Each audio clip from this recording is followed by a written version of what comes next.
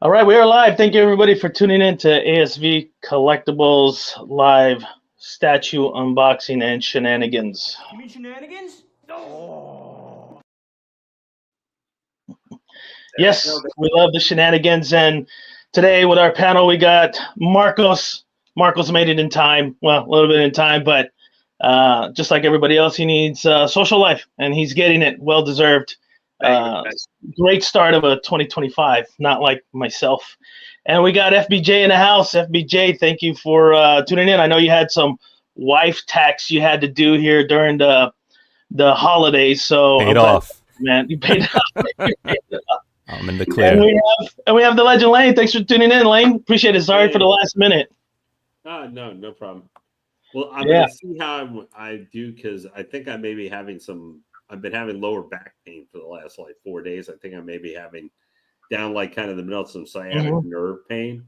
Yeah. So it's been bothering me quite a bit. So we'll see how this goes. I don't know if I'm going to do 2.5 or 3 hours. I haven't been able to. No. We'll try to stop at the 2-hour mark if we can, like always. But sometimes Marcos kind of goes, and Freddie's here, and they do this. Marcos got to be in his usual, like, LeBron's the GOAT, but he's actually helped result in the death of the NBA. I think he's more of a sheep, not a goat, but that's whatever. That's opinion. Okay. I am not willing to go that far on maybe Bronny James, but not LeBron James. Oh, okay.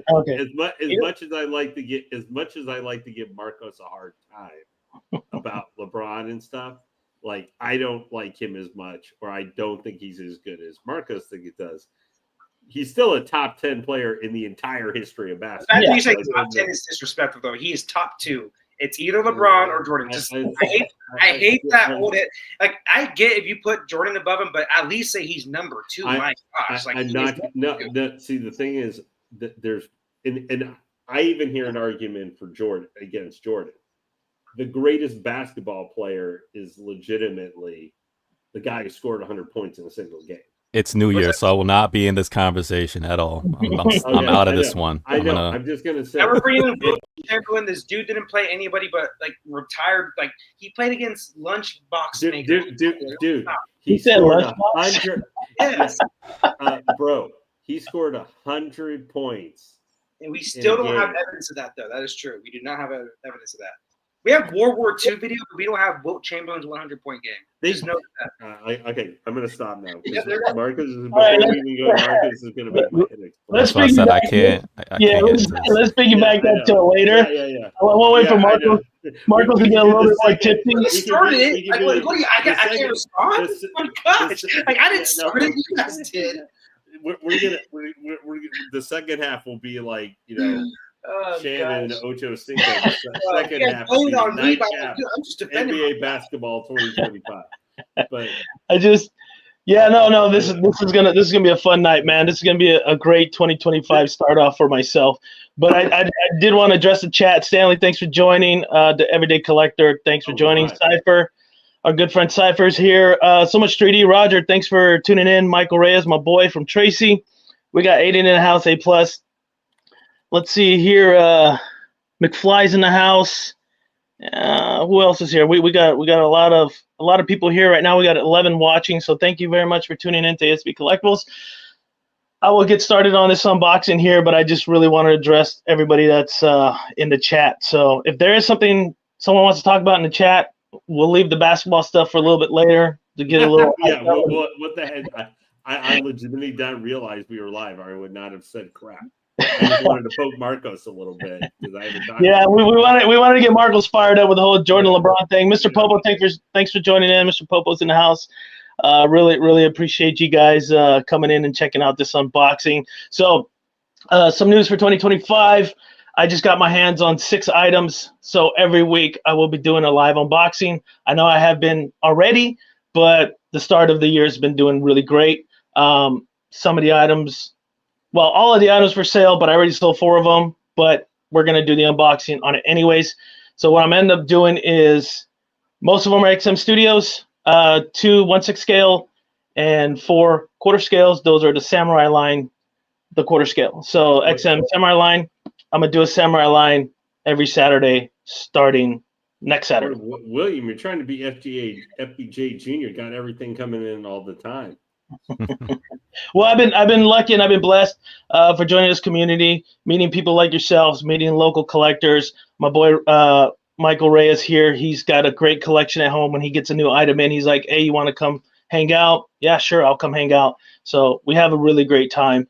And this person he's downsizing, so he's like, "Hey, you want to take all these and do your live stream and help me sell them?" No problem. I've sold a bunch of his stuff already. Great person, great collector. So that's just kind of new news going on my end here. So there's going to be a lot more content, and that's not including some of the protos I'll be getting in and some of my personal POs coming in. I know yesterday you guys talked about, now I was working yesterday till late, so I had to watch the stream while driving. Godlike. So if you guys aren't subscribed to Godlike, obviously everybody is on this page. Check them out. Really good stuff. Jimmy's my boy. And you guys talk about anticipated piece you're getting in this year, right? But unfortunately, I was driving. I couldn't chime in. But my anticipated piece, and I really wanted to bring this, was the Jazz Inc. Michelle Pfeiffer. I know it's not a statue, but I'm super excited for that 1/6 scale figure. I can't wait to see the actual Michelle Pfeiffer portrait in my hands and show it to everybody on the stream and just really check out the quality and how well it's going to look like her. I'll be very disappointed if it turns out like Sideshow Christopher Reeves. I might end up doing a live unboxing aluminum can fire situation there. I'm just gonna dump it. I'm already, from going up your thing, I would say my most concerned thing coming in 2025 for how it's actually going to look is going to be that Saruman 1/6 scale figure from Sideshow. You mentioned that. That's the one I have the most concern on. My most anticipated, at least I know, is coming this year, or in theory is supposed to be coming this year. I think some people have actually gotten it in hand already. Is Harley Who Laughs from Prime 1. Like, that's a big one for coming in this year. But for pre-order wise, it's probably, as was discussed, Dog Alien from XL. Yeah. That's the big one. There's one other one that I'm really anticipating, but I don't know if it's actually even going to come out necessarily, because I've heard some mixed things that it may actually go up. But that Dog Alien, it really still depends how much that thing is, though. If it's going over like 3,000, I'm honestly probably not going to get it. That's more money than I will spend. Now I know Marcos has already been told, I have spent $3,000 on a J&D statue. Which now I could have bought it probably a couple of years later for like 2,000 instead of 3,000, but that was before it was ever right. Right. But it's just like that. That's kind of what I put as my max that I'm going to spend on statues, like a regular quarter, third. For whatever reason, I went crazy and bought a life size bust or something. And if I bought Sauron or something, that'd be a different thing. But right. I think it all drops down to what you're getting, right? The price point is what you're getting. So if you're just getting a standalone museum that's not J&D and it's okay, paying $3,000 is not, it's not. I mean, even paying $3,000 for a J&D piece to me is just ridiculous. But it's why I didn't pull the trigger on the guts. That guts I actually love. I mean, but I just was like, I don't want to spend $2,800 on it. I don't love it. But with the guts piece, if you look at it and the base, there's a good amount of stuff going on there, and it feels like that would be worth it. But if you paid $2,100 for the Selena Kyle or something, I'm sorry, I've seen it in person, I've held it, I've sold it to somebody for way less because we couldn't get rid of it. So it's just like, where's your value, right? Where's the value in what you're paying for?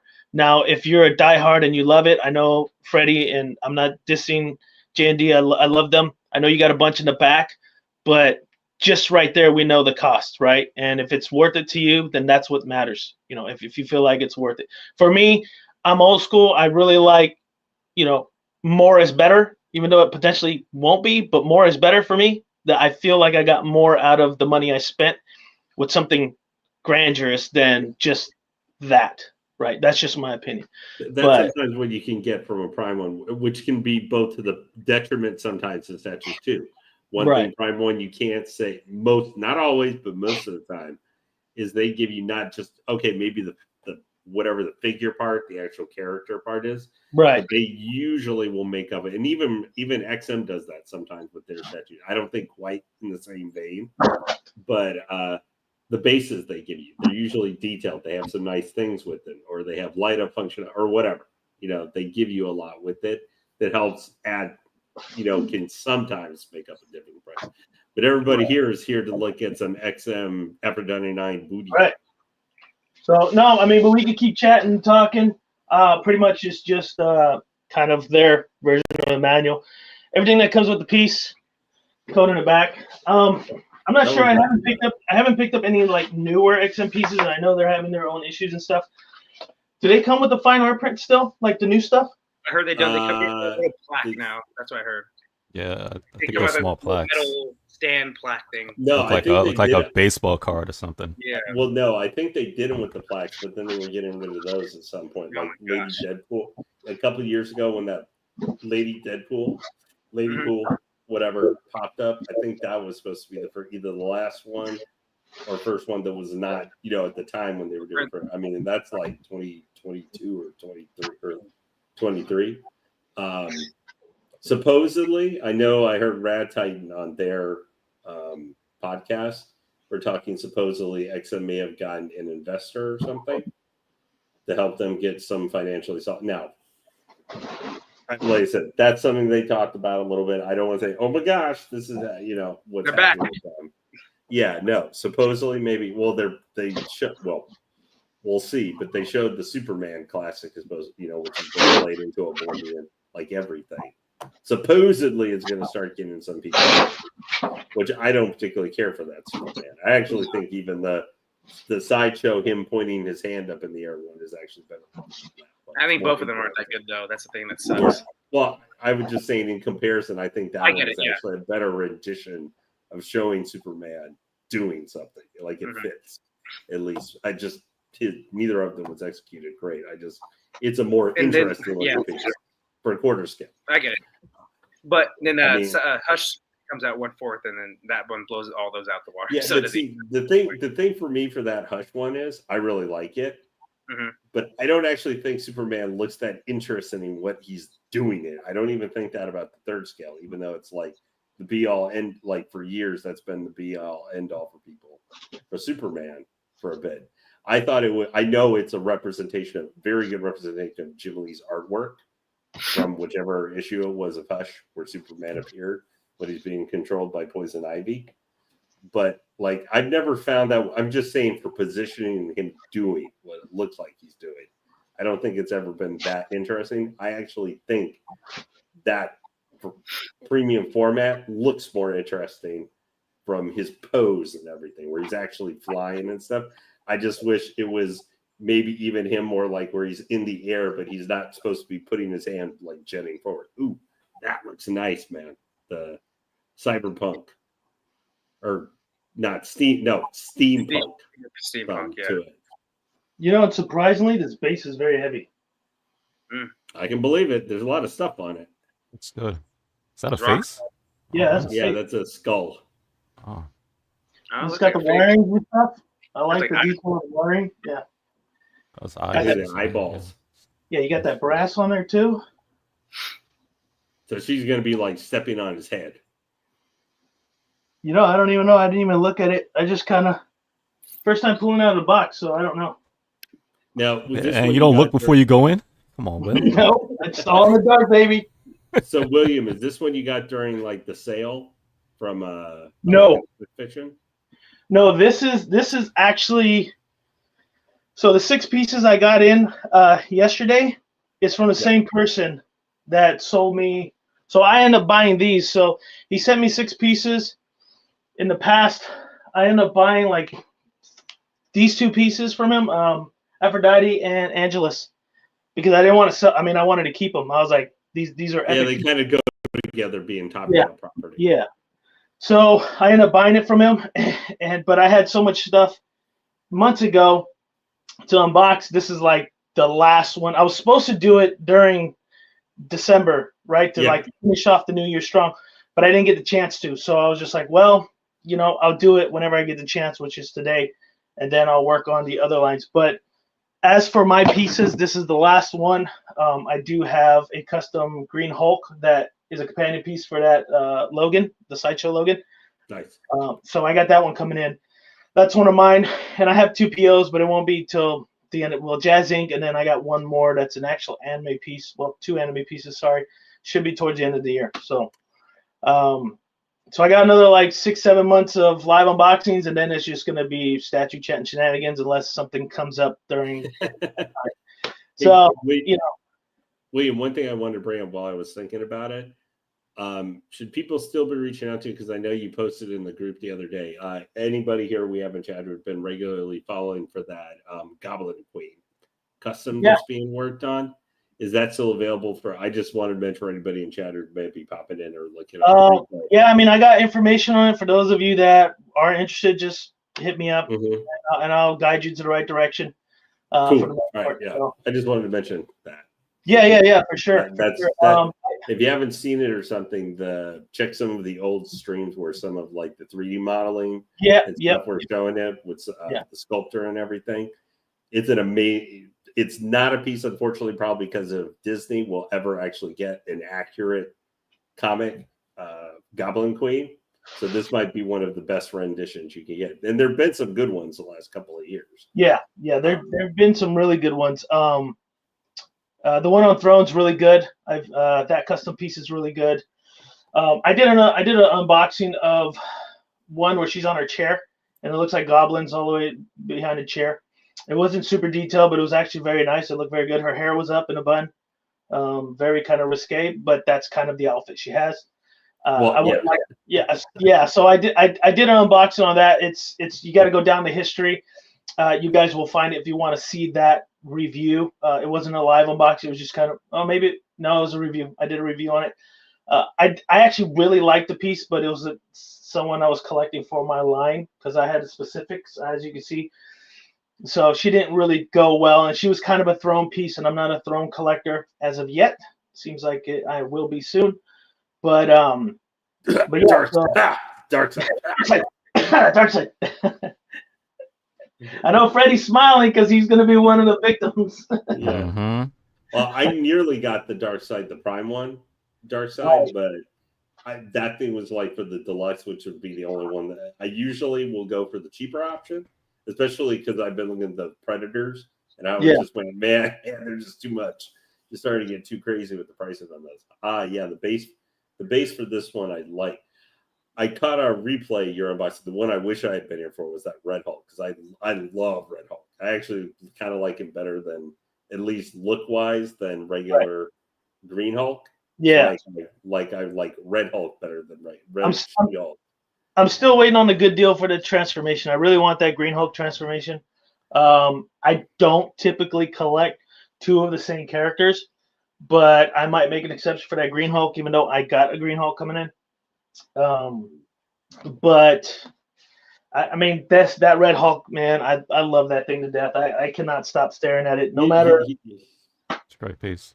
I mean, no matter how ugly people say his face is and stuff, even though we were teasing Aiden. Well, he is the Red Hulk, man. The Hulks are not known, unless you're really Jennifer Walters She-Hulk. You're not known for having a pretty face. Not even Betty Ross Red She-Hulk was necessarily pretty. Actually, that Red Hulk XM too. I heard they actually did sculpt it off Aiden's face. That's what I heard. I talked to the sculptor. He said it was Aiden Martinez he based it off of. So not for my words. If Aiden's in the chat, it was not me. It was him. I would love to get that Red Hulk, but it's so expensive. It's one of the 2 XM pieces that's super expensive. Actually, you can get it a lot cheaper because I got it below. A little bit below retail, not much below, but a little. But if you watch the review, it didn't come with the aviators, and the seller ghosted me, so I couldn't get the aviators or the art print. Oh, that sucks. Do we got Mr. Kiefer there? Someone's got to message Mr. Kiefer and get on here because I got some images here for him, and he's not even logged in. Oh yeah, well. I'll definitely go back, do some stills, and send to him on Facebook later. Oh yeah, that's the view. Although I don't know, Aphrodite, especially based off Finch, is kind of known for slightly different view. Yeah, is it that view? That's the view. Because that's literally taken from the famous Finch cover, like Right. he showed up originally. Although I really actually like kind of the art style and stuff they actually did for this version, change it up so it doesn't look. It's not just the Finch piece. I used to own the Aphrodite IX that was based off the old Finch artwork that Top Cow or whatever put out years ago, like long time ago. I used to own that and the Angelus one. Actually, I owned both of those for a while, and I had the Witchblade. You sold them all? I sold off the Angelus. I also had the one of the what was it? The she dragon. I had one of the she dragons. Well, the sea dragon, literally, I was packing her up because someone was going to buy her, and I had her in the styrofoam, was holding like this to stick it in the box, and it's slipped out of my hands. The statue went flying out and snapped into 3 pieces right when I was going to put it into the box. Yeah, it was bad. But the I kind of wish I had kept the Angelus because she had huge, kind of like the wings that were massive on the XM one. They were huge on her, and her piece. I did, and I had a like of the run for it. I didn't have the more limited one. I had the regular one, but I was like number 9 or something out of whatever the number was. So I had a super low number. Nice, very nice. Wow, I like the greens and everything on her lips and how they look. XM. Mm-hmm. I like how they did it where just some of the streaking where like her lips and stuff match some of the lighter shades of the green. She kind of almost does remind me here a little bit with some of the greens that you often would see on some poison ivy statues and stuff, you know, for her hair sometimes can be shown as. I'm sorry too. What is this IP? I know Lane said Finch did this. It's based off Finch artwork. So like Aphrodite IX. Aphrodite That's the name of that. Yeah, it was part originally. She was kind of part of a second wave of bad girls, like in the late '90s from Top Cow and Witchblade. Okay. You know, back when Turner was still alive and was doing the artwork and stuff. Yeah, she was one. I think she was one of the first, at least major published work that Finch got. He did it. This pose is based basically off the original cover. I don't know. Did you guys? I don't know if you saw it, Marcos, but she's got a tattoo of a 9 Roman numerals on her shoulder. I don't know if you saw that earlier. No. But she has it. I could always bring the camera in a little bit closer. Hopefully, I don't disconnect. But you'll see it. I heard back and forth about the portrait, but I think she looks gorgeous, man. Her eyes look great. A lot of people, for some reason, in the community weren't really fond of it, maybe based off the pictures that they posted, but in person, I think she looks great. I think it may depend what you're going in looking for expectation-wise. Like for her character, her design was very much, people think of Finch. So the one thing I would say, her portrait does not remind me of David Finch style art.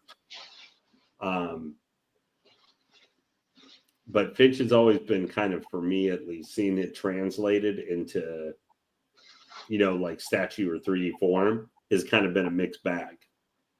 Ooh, I like the gun. Nice. I actually, that literally looks like a gun from freaking Destiny. Because that looks that looks exactly like the last word, except that gun's gold.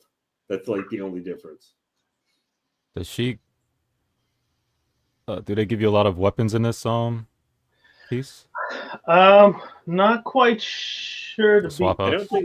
I don't think she came with a ton of swap outs. Actually. No, I don't think so too. I think the arm, from what I'm seeing, is 2 arms, and there's some other small items I gotta look at. I don't know. Like I said, I didn't really research into it. I'm just like, I'm gonna open her up. We're gonna take a look at her, and I kind of honestly, I try not to look at. Not in the sense of not wanting to support other streamers. Obviously, I subscribe to a lot of them. I watch a lot of them. But I don't want to watch their unboxings of my potential because I want to kind of guess, right? Yeah. I want to, because it's a live stream. We're supposed to screw up. That's what I love.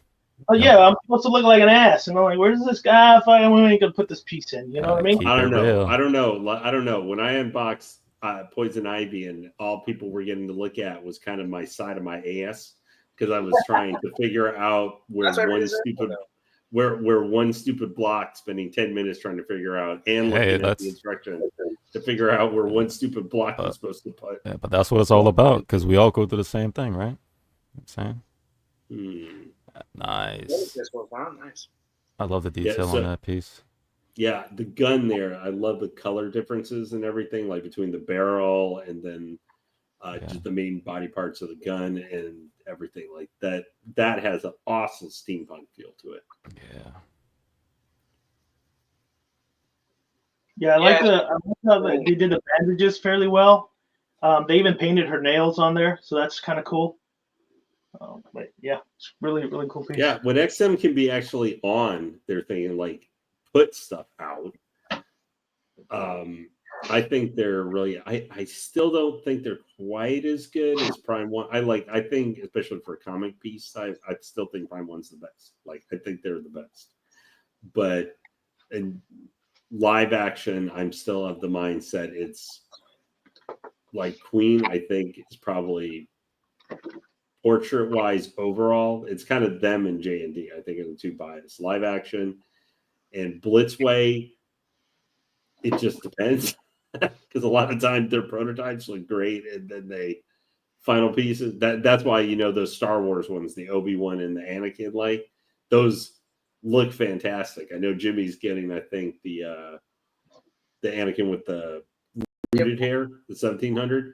But I worry about that one with the final, because I've seen their Joker and I've seen some other ones they've done in the past that were there was a steep drop off. and how close they were. I think during COVID they struggled, but just like a lot of companies, they had a good amount of pieces, and but that looks horrible, Blitzway. And then I think they've come back since COVID. I think they've really done a lot of good jobs. I haven't seen much bad enhanced stuff from them. But for me, for live action stuff, I guess for me it's probably Infinity Studios and Blitzway from what I've seen. JD is probably third.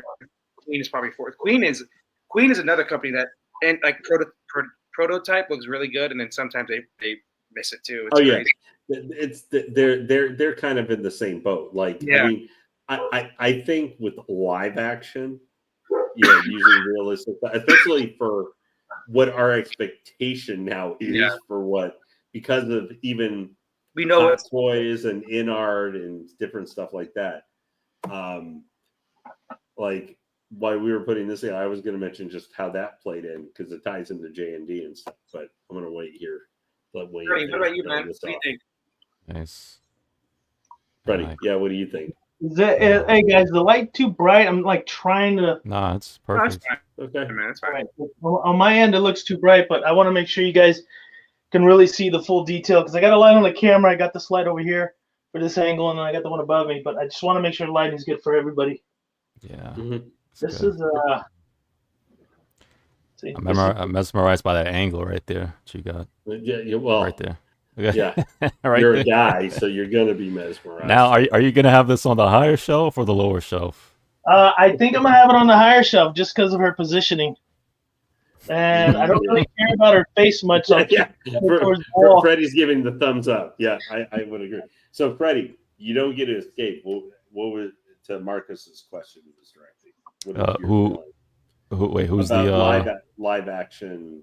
As far as company, who's been your top? And it doesn't have to be one. I'm with Aiden, Queen, and Infinity for me. I love Queen. I mean, I'm pretty I don't know. They come out with stuff that I want and like, So I mean, I know most of the stuff they come out with, and the ones that are so is some of the stuff that probably will not end up in my collection.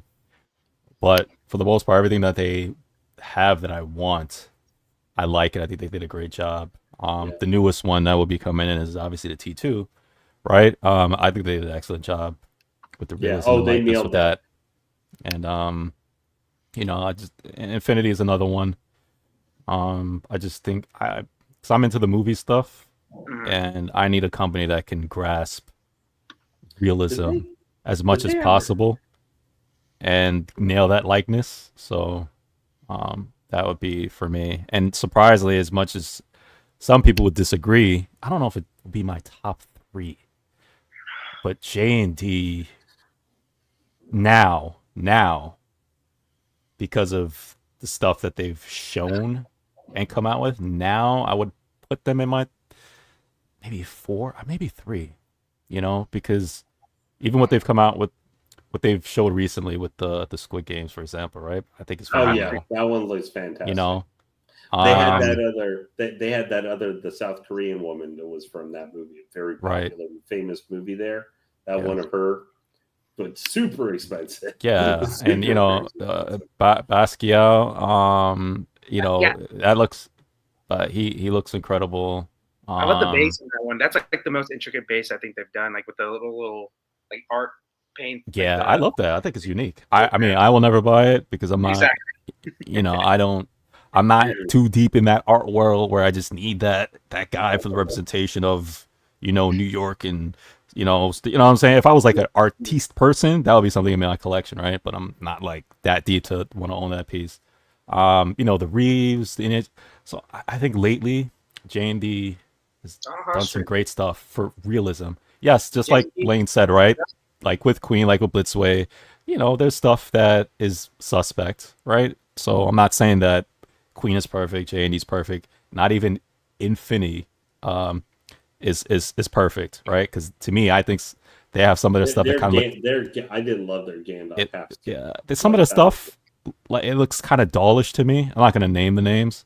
Like I look at it, I say, the paint work could have used something better. But look, man, for realism wise, you know, I think those 3, Queen, Infinity, J&D, I think they're at the top for me. You know, now again, I'm not saying the best company, right? I'm saying who can nail that realism, you know. I would say J&D is near the top for being able to get their product out on a regular basis. Queen had a while there. They were Say what you want to say about J&D. The one thing you can't say is that it's either early or on time. That's the one thing you can't say. They're not slacking on that. You know, you need to be ready for when it's gonna come. Yeah, when I mean early, I'm talking about a month or 2 early. Yeah, just you're like, it's when they're saying they've had the reliability. It's like, hey, this is supposed to be April to like June next year. Yeah. I need to make sure I got the money, or I've been making sure I've been staying up on my monthly payments or whatever. It's going to be coming during that time. Yeah, after that Wonder Woman, I learned my lesson after that. They hit me up 2 months, 2 months before, you know. And yeah, Mel. Yeah, man, just realism. I think, like I said, J&D, they've been getting better and better and better. You know, again, they have misses. Again, I'm not saying these companies don't have misses. All of them, all 3 of those that I name have misses. But for the most part, they've been nailing a lot of, you know, the likenesses and the outfits, suits. I agree with Stanley just said too right here. So fully agree. Yeah, Marcos, you never announced. I was waiting for it, man. I even got up sick, half asleep on meds to hear you announce it. Sunday. Hey, so I just want to shout out Nice Guy, thanks for joining. Mid-11, just thanks for joining. Alex Kroner, also thanks for joining. Who else we got? I think those are the new ones that just jumped in on the chat. If you're watching, join the chat, man. Just throw out your questions, say what's up. We'll give you a shout out. Yep. We really appreciate the love. I got the piece all together, but there's like this is the only thing I don't like about it, so I can't give it a 10. There's these little tiny sticks with a sharp tip, and they look like they go on the head, and that's where I put them. But I got 3 more, and I'm like, okay, now where the hell did these go? Wait, I don't know. You said you have sharp sticks that go on the head? Yeah, like little sticks. What is? Little spikes. Oh, okay. Yeah, so I wasn't sure if the spikes went in or if they went out. So if anybody that has this piece please let me know where I put the last damn 3. BottleCat78, thanks for joining. Really appreciate it. Let's see, was this? Randy Random Korean, thanks for joining. Appreciate it. He loves Infinity. Awesome movie pieces. Nice splash into some of the anime pieces too. True. That's true. So yeah, anybody have this piece, man? I'll sit here for hours trying to figure out where the hell these 3 last sticks go. I end up using them for my teeth. So OCD, baby. So with maybe Lane can answer, maybe people in the chat about this piece. Is she one of the? Let me see. Out of all the android assassins, comic wise, is she one of is she up there, man, as far as top tier? I mean, I know about her. I've never read. Never took the time to read the comic. As far as android assassins out there, she top tier. How good is she? She's very good. This statue nails her look and everything very, very well. Mm-hmm. This is one of the pieces during Spectation sale I thought about maybe picking up, but I just said no. I got stuff coming. Got to keep eye focused on the ball. Well, hey, I'm more so meant just character wise. Is she top tier? I mean, she's decent. Okay. I mean, she wasn't one of Top Gal's, I think, most interesting characters. Okay. I only read a few issues of the comic. I love the Finch art and I love the design. Yeah, like I know her from the art and stuff. Yeah, and that's I've seen the covers, but I never picked up the. Sorry about that. Got my big ass head in the camera. Sorry. Just wanted to make sure. I forgot to plug in the turntable. Gotta plug the turntable in. Yeah, she looks good, man. So we can just watch those passenger little spikes go by and around, and you can just watch them remind you these aren't in place yet. Around and around. Yeah. Oh, Eve was another android chick from Image Guy. Oh, yeah. Eve. She is an android. Yeah, she's like. Neytiri, that is a really cool looking piece. I actually think the bust is actually better than the. I think Alan's getting that Neytiri. Yeah, Neytiri's cool. He's getting the bust for sure, but I heard him say the 1/3. No, he's thinking about it. I remember he said it looks too young. The portrait for her. I could be wrong, but I'm pretty sure he said that's why he hasn't pulled the trigger on it yet. And Alan has a bunch of POs already, so. Yeah, he's already going broke as it is. Yeah, but this is. I will say so, William. Yeah. Looking at this piece, between this one and the Angelus, which one would you say overall has a little bit? Since you have her behind you there, has maybe just the better present. I would go with the Angelus. This pose is hot. I love this pose. Yes, the pose is hot. Guns out. Yeah, guns out. The skirt. I like it, man. This is hot. It's a hot piece. Yeah. To answer your question, Angelus, only I think what I do like her pose, but I think it's the wings that does it for me. Off what's going on with her, I really couldn't find any issue with Angelus in terms of base. I think my comment was that the blood was a little weird on the demon she slayed. It looked like reflective pink. Didn't really look like blood, but it is a demon, so who knows, right? But I think she really has a bigger presence. Now I'm staring right here. She has a bigger presence than that one, but you kind of gotta. I'm glad you found a spot for Angelus. I know you were talking about the wings, it being, right, because with the wings it was like 30-something inches, and in order for me to display my 1/3. I couldn't put her in the middle with the other quarters, so she had to be off to the side. So I'm still trying to figure out where to display her because she's top cow. I didn't want to put her with I didn't want to put her with the Marvel stuff. Yeah. So I got to figure out a way to stand her next to Angelus. Maybe I'll put a custom shelving. I'll do a custom shelving and put her up there. First and second base, man. You can't go lower than that. Yeah. That's why I put her up higher. Yeah. Yep. But she definitely has some nice presence there and everything. I would say, actually, for these kind of the hot lady statues that they've had come out this year, like these two are really good. I actually was really impressed with Pulp Vixens that was coming out from Sideshow, where they had like the Dr. Sin one, Right. and then also that Deep Down, which was with like the octopus thing and the like spy lady and the scuba gear. These I really like her base stuff.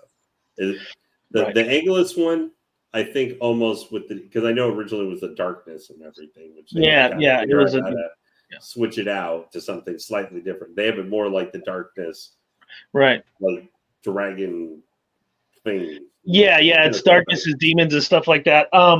Yeah, in terms of base, hers is way better. Like I like the demon thing and stuff, but I think presence wise, and just has a better presence. No doubt, this is sexy and everything. My two caveats for this, and let me kind of dissect it a little bit, and then I'll ask you guys how you feel. If you want, I could get closer, and then we can do another close up with the camera. Hopefully, I don't screw up my stuff because the cables are sensitive. But all in all, XM Studios always knocks it out of the park for the most part. I haven't given anything a 10 out of 10 yet. Even my Red Hulk over there, I don't think I gave it a 10 out of 10. But you did 10 out of 10. What did I?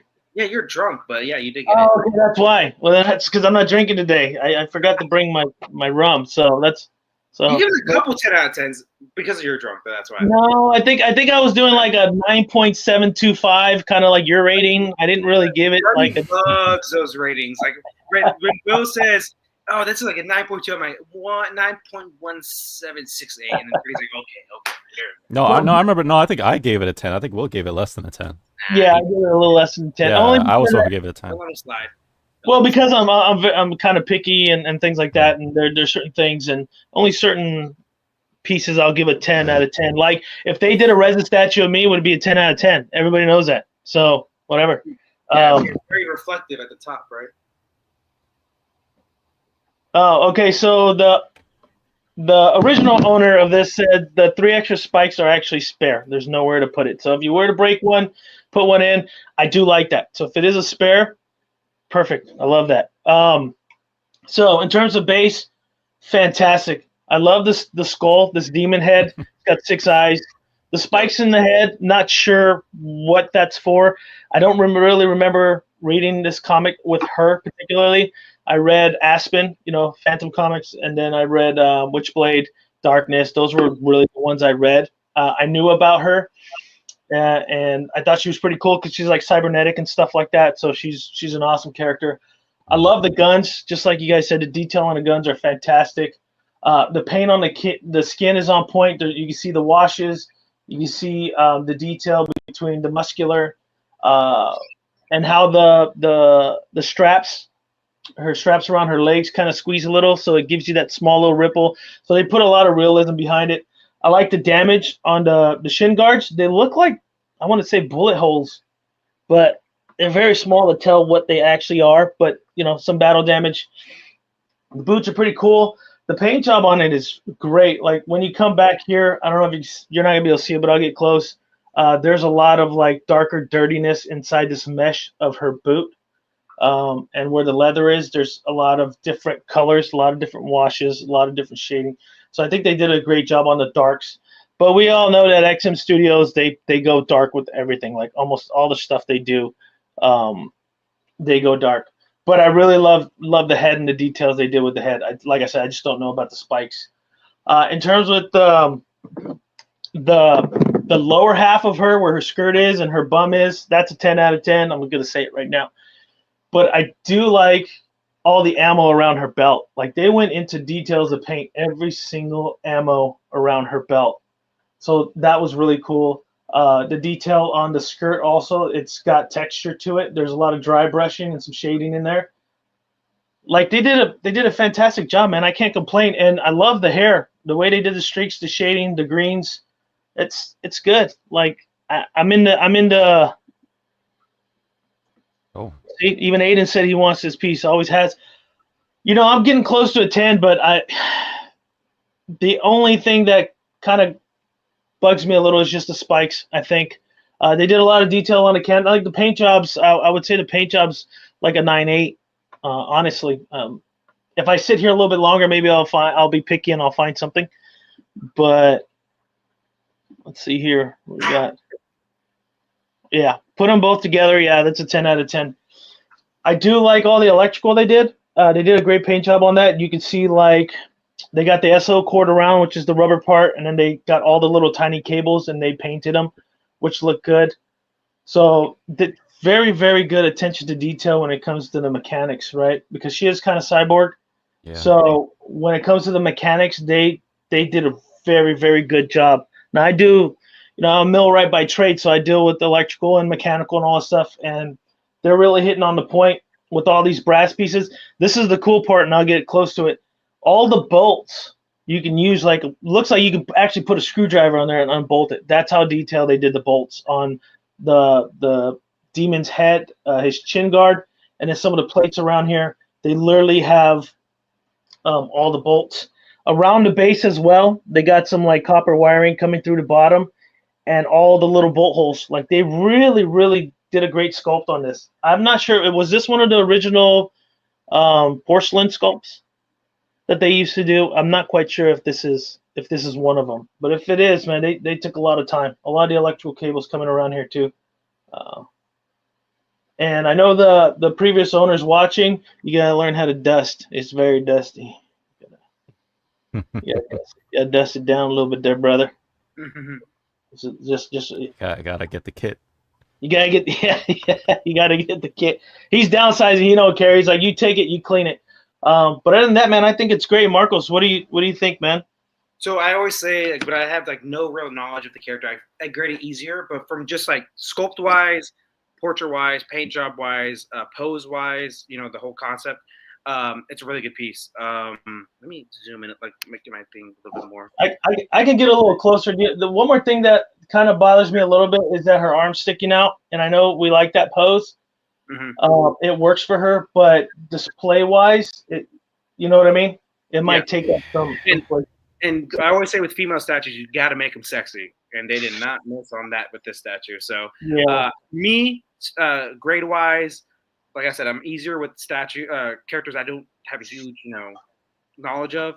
Like I would be way more strict on Superman, Batgirl, all those characters, Luffy from One Piece, and whatever.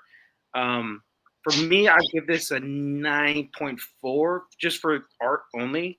I really like it. It has a great look on it. The base has multicolors, but at the same time, it's very similar. So I like that a lot about it.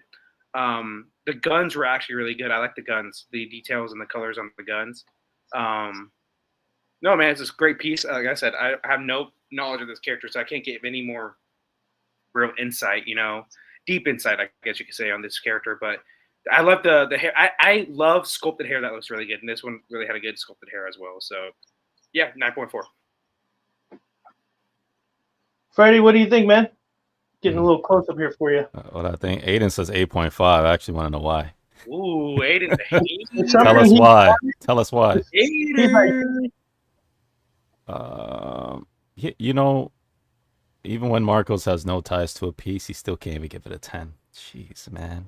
My God, dude, nothing's perfect besides LeBron James. You couldn't even give her a 9.8.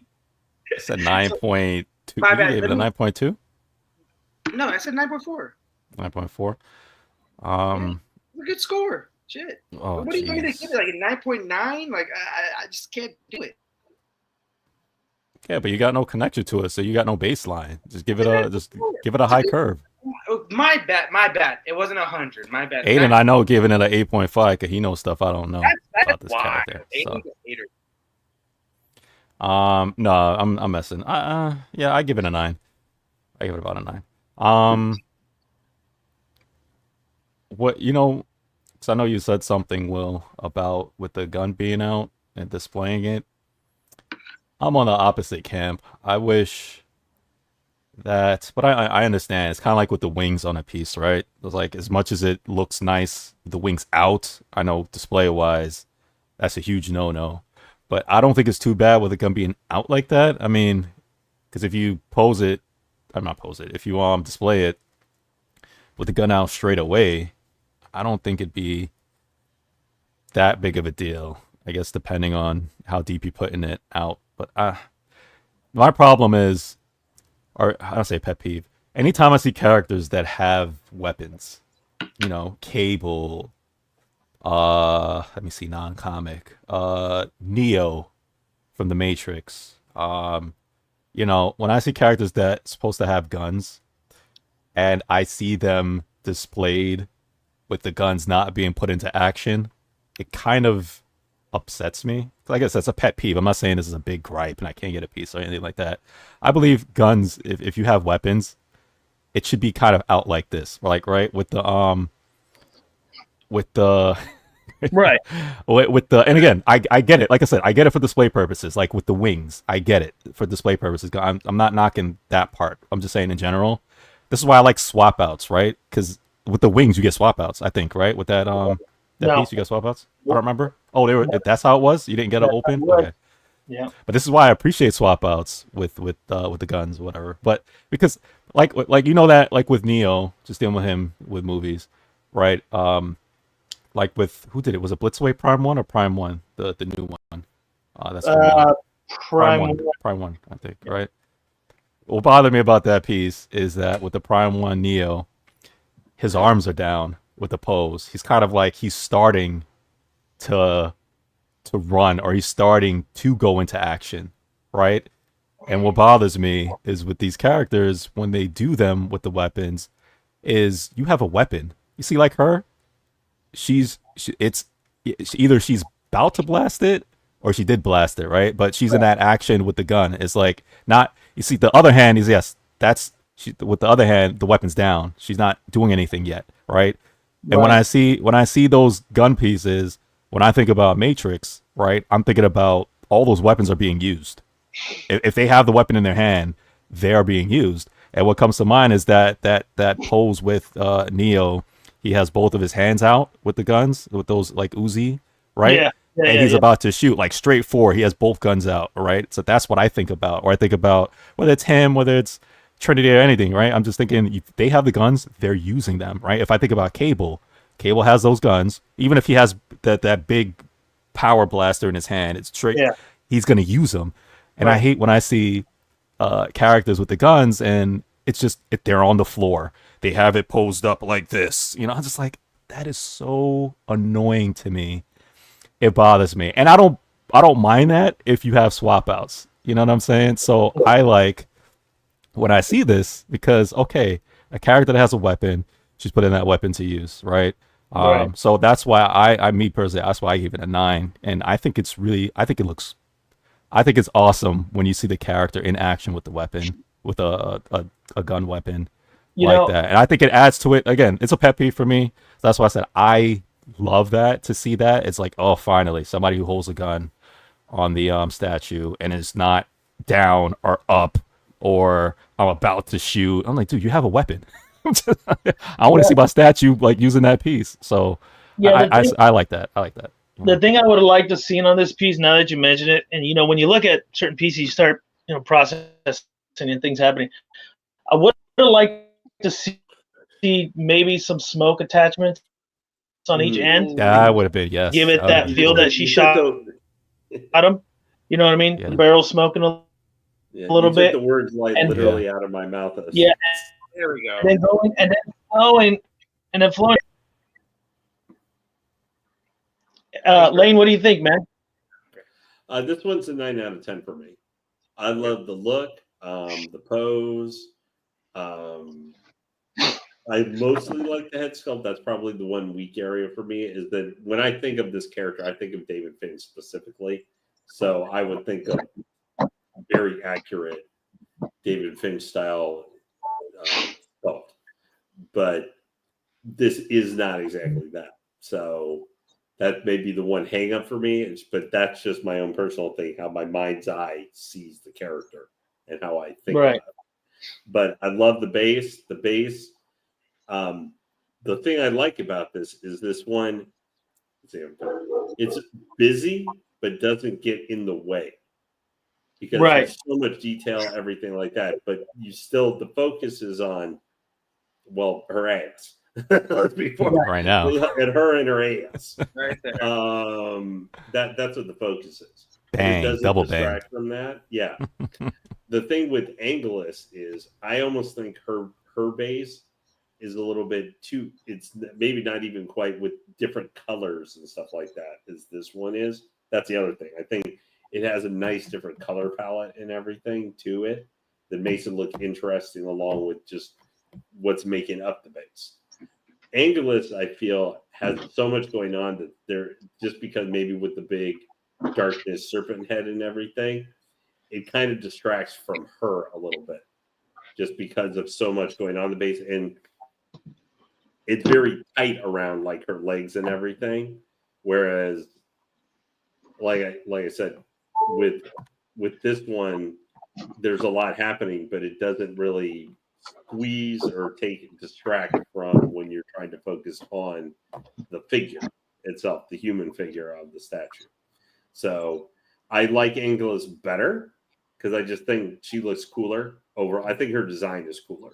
Right. But I think overall using space with the base and everything, they just did a better job. Like they made it interesting without getting in the way. That can be the same problem sometimes with Prime 1. Prime 1 does some amazing bases, but sometimes they get in the way. They're so detailed, there's so much going on. Right. You get distracted from the main thing you want to be looking at is whatever is the character. But I think for a quarter scale, for a quarter scale size too, I think this is a character for me feels perfect in a quarter scale size. There are some characters that fit a bigger scale or a bigger look or something. Like when I think of Clayface, where yes, I admit a third scale K-face would be so monstrous. I'd be going like, oh my God, why is this thing in that size so big? Like he's a character I can picture in that where like, there can be a third scale Catwoman, but like there's a lot of less of Catwoman, I think, because you can do where she fits in a quarter scale look to it. Batman is great because he's got a whole bunch of wacky looks. You know, so many different armors, suits, and some can lend themselves to a smaller scale, but also the like where you have, you know, your third scale back there with Cape just flying all over. Lends itself where a third scale is kind of perfect for that. Right. I mean, technically, I feel like I need to switch them around because I figured a Cape would be better behind Superman and save me some space, but I mean, for now, it works like that. But, you know, when Freddie talked about switch outs, I just thought of it. It would have been cool to save space here because she's 21 by 17 with the gun and then by 13. So if maybe they had an option where her hand was up like this with the gun, that would have been cool, right? Because then now you're back inside the diameter of that base and it saves you a little bit more depth, right? Yeah, I wish they had a switch out for the other one where it's actually her arm bent up and kind of maybe holding the other one like this. So kind of like a Hulk Hogan kind of.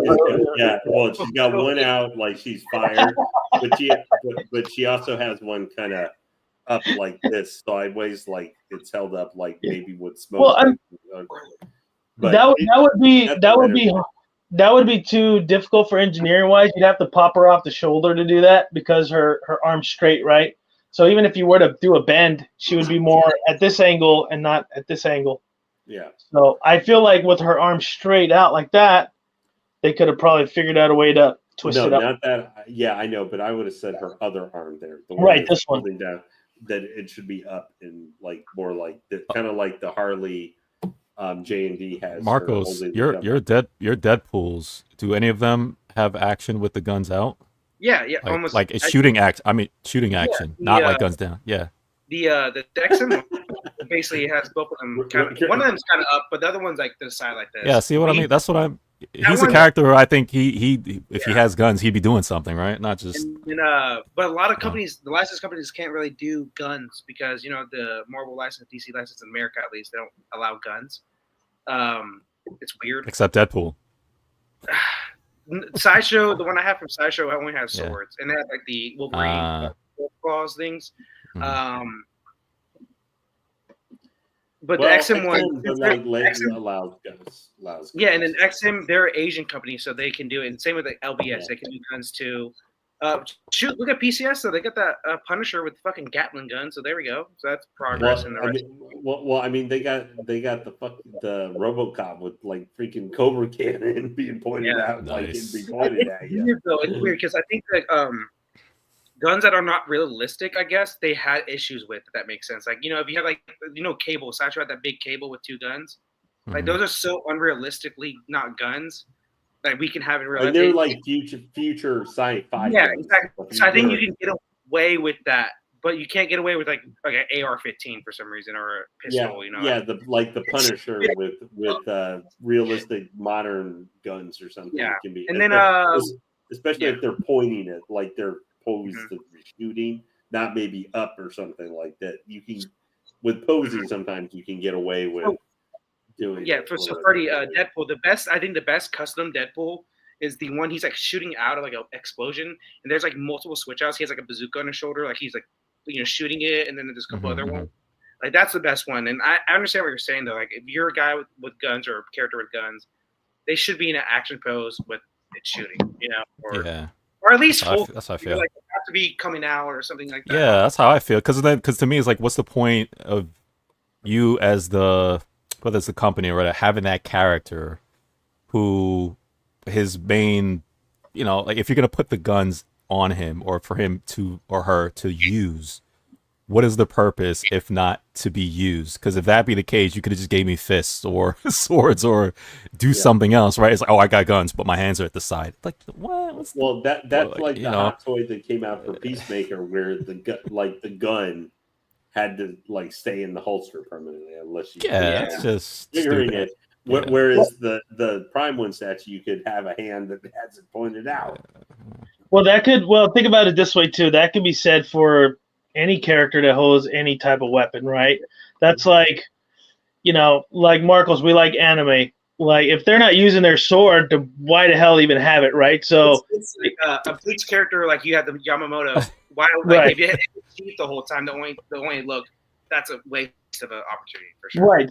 So I guess it would go both ways. So if you were to have a piece that had sword, I guess except for J&D Berserk, that is just kind of standing there, you're not using it. I mean, it just really depends, like the mindset of the artist and how the companies want to go. We know customs, they're free will. They do whatever they want, however they want it. Right, like that X-23 I got back there where there's like severed heads and stuff on there. So, she's using her blade. But I think when you bring up Cable, I think, he could be using at least one gun, but like having a massive gun on the shoulder would look kind of cool, or just like off his side. I agree. The massive gun, I understand. I get that. Oh, but you know what? It just made me think about too, because you mentioned like the sword, the PCS Leonardo. You see how he got? I love that pose. I love that pose, the way, because he has the swords in action. And you saw when they posed it up with the shredder, when it was like he was fighting it. That I love. See, that's what I'm saying. To me, it elevates it, man. If you could have that character in action with the weapon, man, I think you really. I get your point on that, and I agree with you. It's like you got to get that emotion coming from that character. Michelangelo with the nunchucks, the one that they had with the spinning. Oh man. So I think that's the best one. Yeah. I mean, certain characters you really can't do anything, right? Like my Colossus. Yeah. Colossus can only do so much. He's all fists, no weapons, right? I mean, I love my Black Widow. She's just holding the gun up. She's got a swap out knife on the back with another silencer. She's not really using the gun, but she looks like she would potentially start using it, but she's got him out. Even though she's not using it, I love that freaking piece. I think that's like one of the sexiest pieces. I would put her next to her, but there's just so much to move there. I don't want to. Yeah, and again, I don't want to take away from, because I still love pieces that are not in use. It just, to me, it just brings it out more when you can, and I get it too, even for display purposes.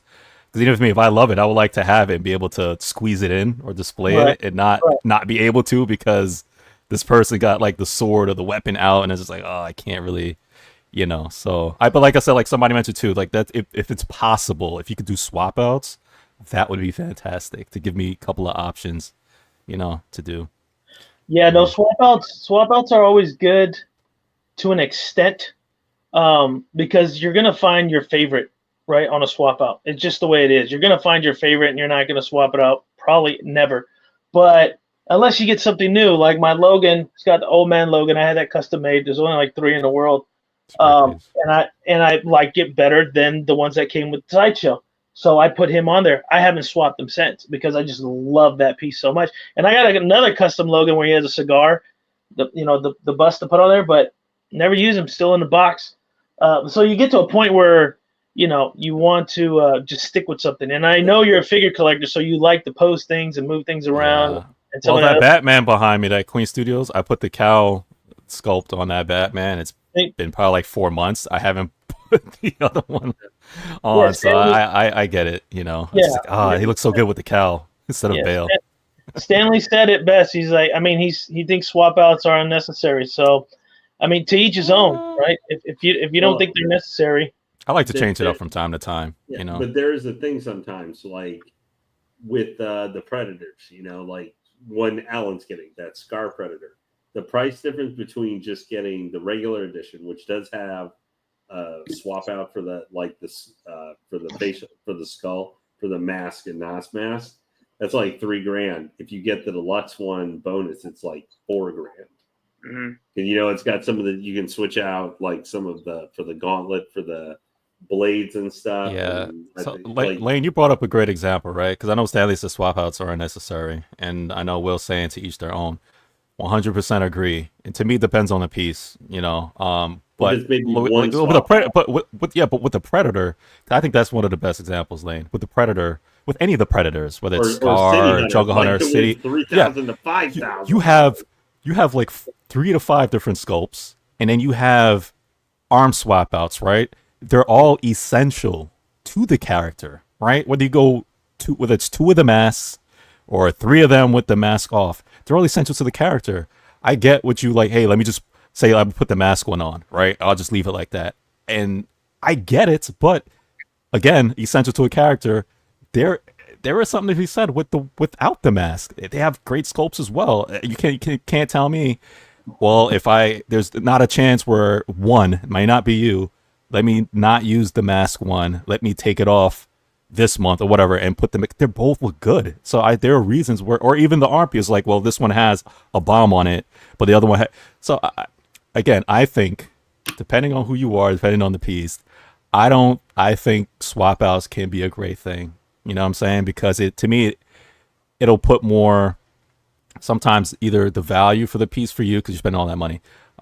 Two, again, you switch up your display, right? Just like when you move stuff around from the left to the right, from one shelf to the bottom, Batman over here, Superman up top. It's the same thing with One Piece. I would push back against you a little bit on that. Most collectors are going to put one thing on it. Like, this is one thing that I went back and forth. I got Harley Who Laughs. I got the deluxe with just I got Harley last. I think Stanley's trolling me, man. I have a feeling Stanley's trolling me. Well, it might be a little bit of both, honestly.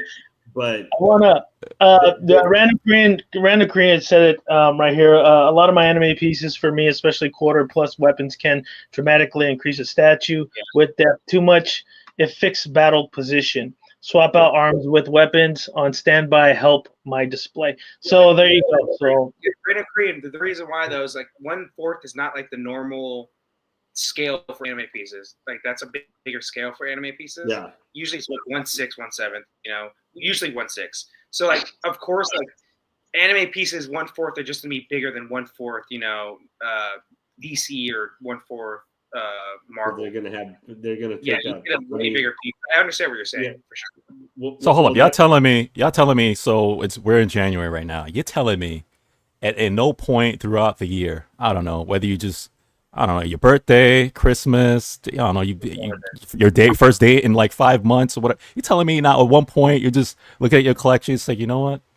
I actually have 4 other head swap outs for that one. Let me switch it up. Let me take this head off. Because once.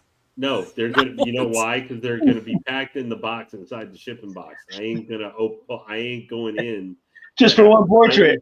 Yeah, I mean, now. But some of them have stands, like the dark side. No, I'm telling you right now, I'm gonna be at least switching that head sculpt. Right. Some of them do, like Cyclops back there, right? He's got an extra torso and he's got a stand. That's why he's not in the box. You see what I'm saying? Like, I'm not I'm not gonna go in my attic with all the spiders in there and try to pull the box out just so I can get the other. All right, but if you have it available, you're telling me, hey, and at one point, let me for the full statue, let me put it on top. Man, y'all. But not, So, yeah, crazy. Okay, Freddie, here, look, you bring up a good point. I'm on an island here by myself. It's okay. You brought up a good point. And so the dark side is a different story because everything is supposed to be out of the box. So now you got the 5 portraits, you know what I'm saying? You got everything there. So I agree with you with that. So it's like, oh, you know what? I'm going to switch my collection. I think I'm just do all movies. Oh, I don't need a movie dark side. Yeah. The head on top, you're good to go. So yeah, it depends. But if you're like most collectors, and I would say like 90% of them, you're not going to go through your storage and go pull out a swap out. It's just not going to happen. This is why you need contingency and have another place for those extra pieces. Yeah, actually, man, y'all just keep y'all stuff in a box, man. Y'all don't have like a separate storage somewhere where it's like they're all out. Like I got an extra storage somewhere. Well, there's space, but like I don't like to leave an arm laying around. Like so, Black Widow has the arm with the knife. I'm not just gonna lay it on the base. It looked like she got decapitated. It's just laying there. It just doesn't serve purpose. But if there was a stand, okay. So perfect example. I did a live unboxing on shout out to Toshi Paint Collectibles. We did Mystique. That came with a stand where you could put both portraits, all the arm swap outs. That was cool because I could swap them out whenever I felt like it. So I agree with that. But if it's in a box, I'm not going to waste the time, man. I work way too much. Basically saying, do you not have like an area you can put all your swap outs? And that's what he's saying. Like just like no, like No. a little. Yeah, see, that's right. That's all he's asking. Yeah, well, I mean, but that I understand, right? If I'm gonna have to go in the attic, in the garage, I have to go into this. I'm like, I get that. That I get. You ain't gonna go. Let me go all the way to my storage unit, and the 2 miles away. I get that. So if you're talking about doing that, then obviously one is not going to do that. I'm not talking about that. I'm saying if the swap out is readily available, whether it's you have it on the bus somewhere, whether it's I can go right across over here and just open. If it's readily available, you're telling me at any point ever, I'm gonna. You know what? Let me. But you'll move your statue from shelf number 1 all the way to shelf number 6, and you'll shift it all the way around, but you can't get. Yeah. No, so Freddie, I like the danger. I like the danger when I grab the whole thing and I just kind of shake until I get it over there. You know what I'm saying? Like I'd rather do that than just swap out. Shenanigans. So I made a mistake and didn't put the portraits I did not care for Detective 1000. Because I got the deluxe version. So I have the portraits out like in my room basically. So I do switch those out occasionally, but I strictly stick with the looking down and then the looking up high. So, but I get what you're saying. If I have it, but now Freddie, that was an early mistake I made. I want to get the box just for those 2 portraits, but now I just put everything in a box I'm not going to use because I know which one I'm going to use. Like this one right here. I know there's 3 portraits. I knew exactly which one I wanted to use. I put the 2 in the box. So. Colt said the underwear should have been red. I mean, I could send it out to have it painted red. That's funny. If I wanted to. Aiden the toy 1 sex position. Only one. I'm stick. I never experienced it, so missionary works. I'll stick with that. Hey, it works. It gets the job done. She might not be happy. So first of all, Extreme Gamer, I'm gonna answer your question to the regular edition. So a lot of times the regular edition doesn't have the portrait you want, and the DX does or EX. So that's why, like, I don't collect regular editions. 2 reasons. Most of the time, I don't like their portraits. I like, like a lot of people didn't like that Black Widow, the one that companion piece with Captain America with the Ultron head and everything, where she's holding a big rifle in her hand. I like the longer hair. A lot of people like the shorter hair. So it's just, that's why I don't collect. And then resale for DX is way better than regular. A lot of people don't buy regular. So, but yeah. I'm going to say this. I'm getting Harley Who Laughs Deluxe. That's like 4 portraits, right? Was it 4 or 3? And I didn't get the bonus, which had because the bonus portrait I thought was uglier than hell. Yeah. But my problem is that one comes with little busts you're gonna be able to sit on. I love that. Yeah. But I am a cat who will knock them off. Knock them off shelf. You guys want to laugh about it, but it's a reality that I have a pet. that I Talks about yeah. it all the time. Yeah, that I have gonna probably won't mess with my big statues or anything like that. But so there's no but I'm gonna probably have to keep them away because those things will be like this big, and you could knock them off. So you guys make fun of stuff like, but there are a lot of people who have pets where No, I agree with you, Lane. Lane, I got a cat. He's a big fat that makes sense. I got a cat. He does not come in here. Like, this room is locked for pets. They do not come in here. I know, but I don't have be in an apartment. Right. My thing is in the living room area. It's like literally the entire outside is set aside for statues and collectibles. That's where they go. Get a real pet. Get a dog, 50 pounds over. That's a real pet. I have 2 dogs. I got 2 dogs. Yeah, all right. And the dogs can get up. I'm lucky. He's super chill. But I'm gonna have once I finally get. I'm getting I haven't even had enough statues. I'm getting a big 6 foot long, like one of those shelves. There you go. Dog could get up and chomp on one of your statues. This is stuff that all happen. There you go, Sammy. Exactly, Lane. I think Stanley's just throwing everybody on the page today.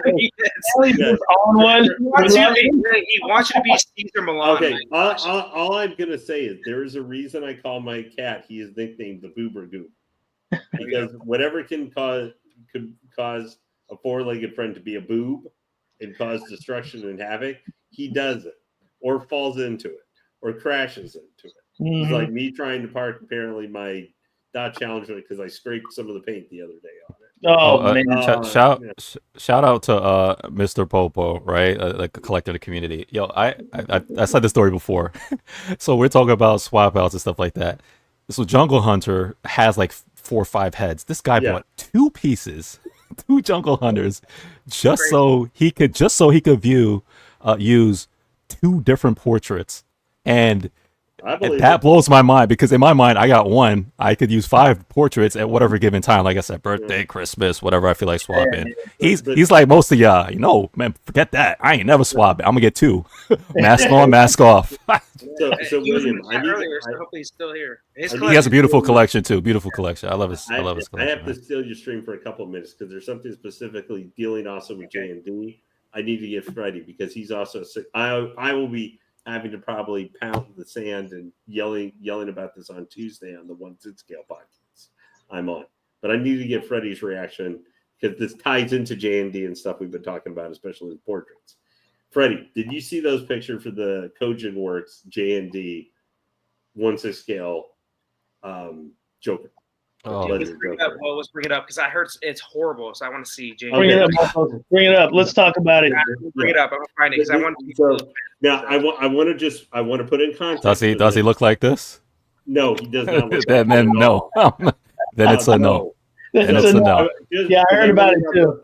Yeah, I know we got mostly statue guys here, so you may not be familiar with Kojin. He needs to look like this or close to it. Yeah.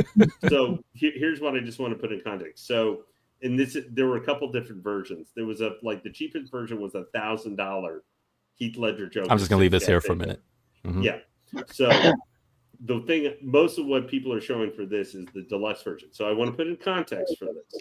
And I'm going now. The price was a little bit different if you were able to order it by license directly from Korea, from J&D Kojin.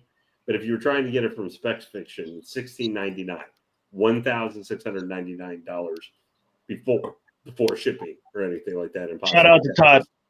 Yeah, Todd, always great to deal with. Yeah. Is it Lane? I think that's part of it. Yeah. They had dogs and stuff showing the difference. I was saying portrait-wise.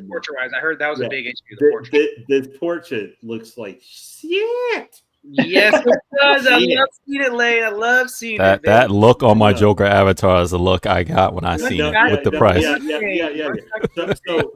So guys, and I know we don't have a lot of 6 scale thing now, and there's also they're using magnets and stuff like that. Supposed to be better magnet system, but recently, to put in context, this is just for this individual Joker. Hot Toys just came out for now, still expensive for a 6 scale figure. $510 was US for the Hot Toys, which I have, by the way, or will get, once it ships. I'm getting the sculpted version in 370.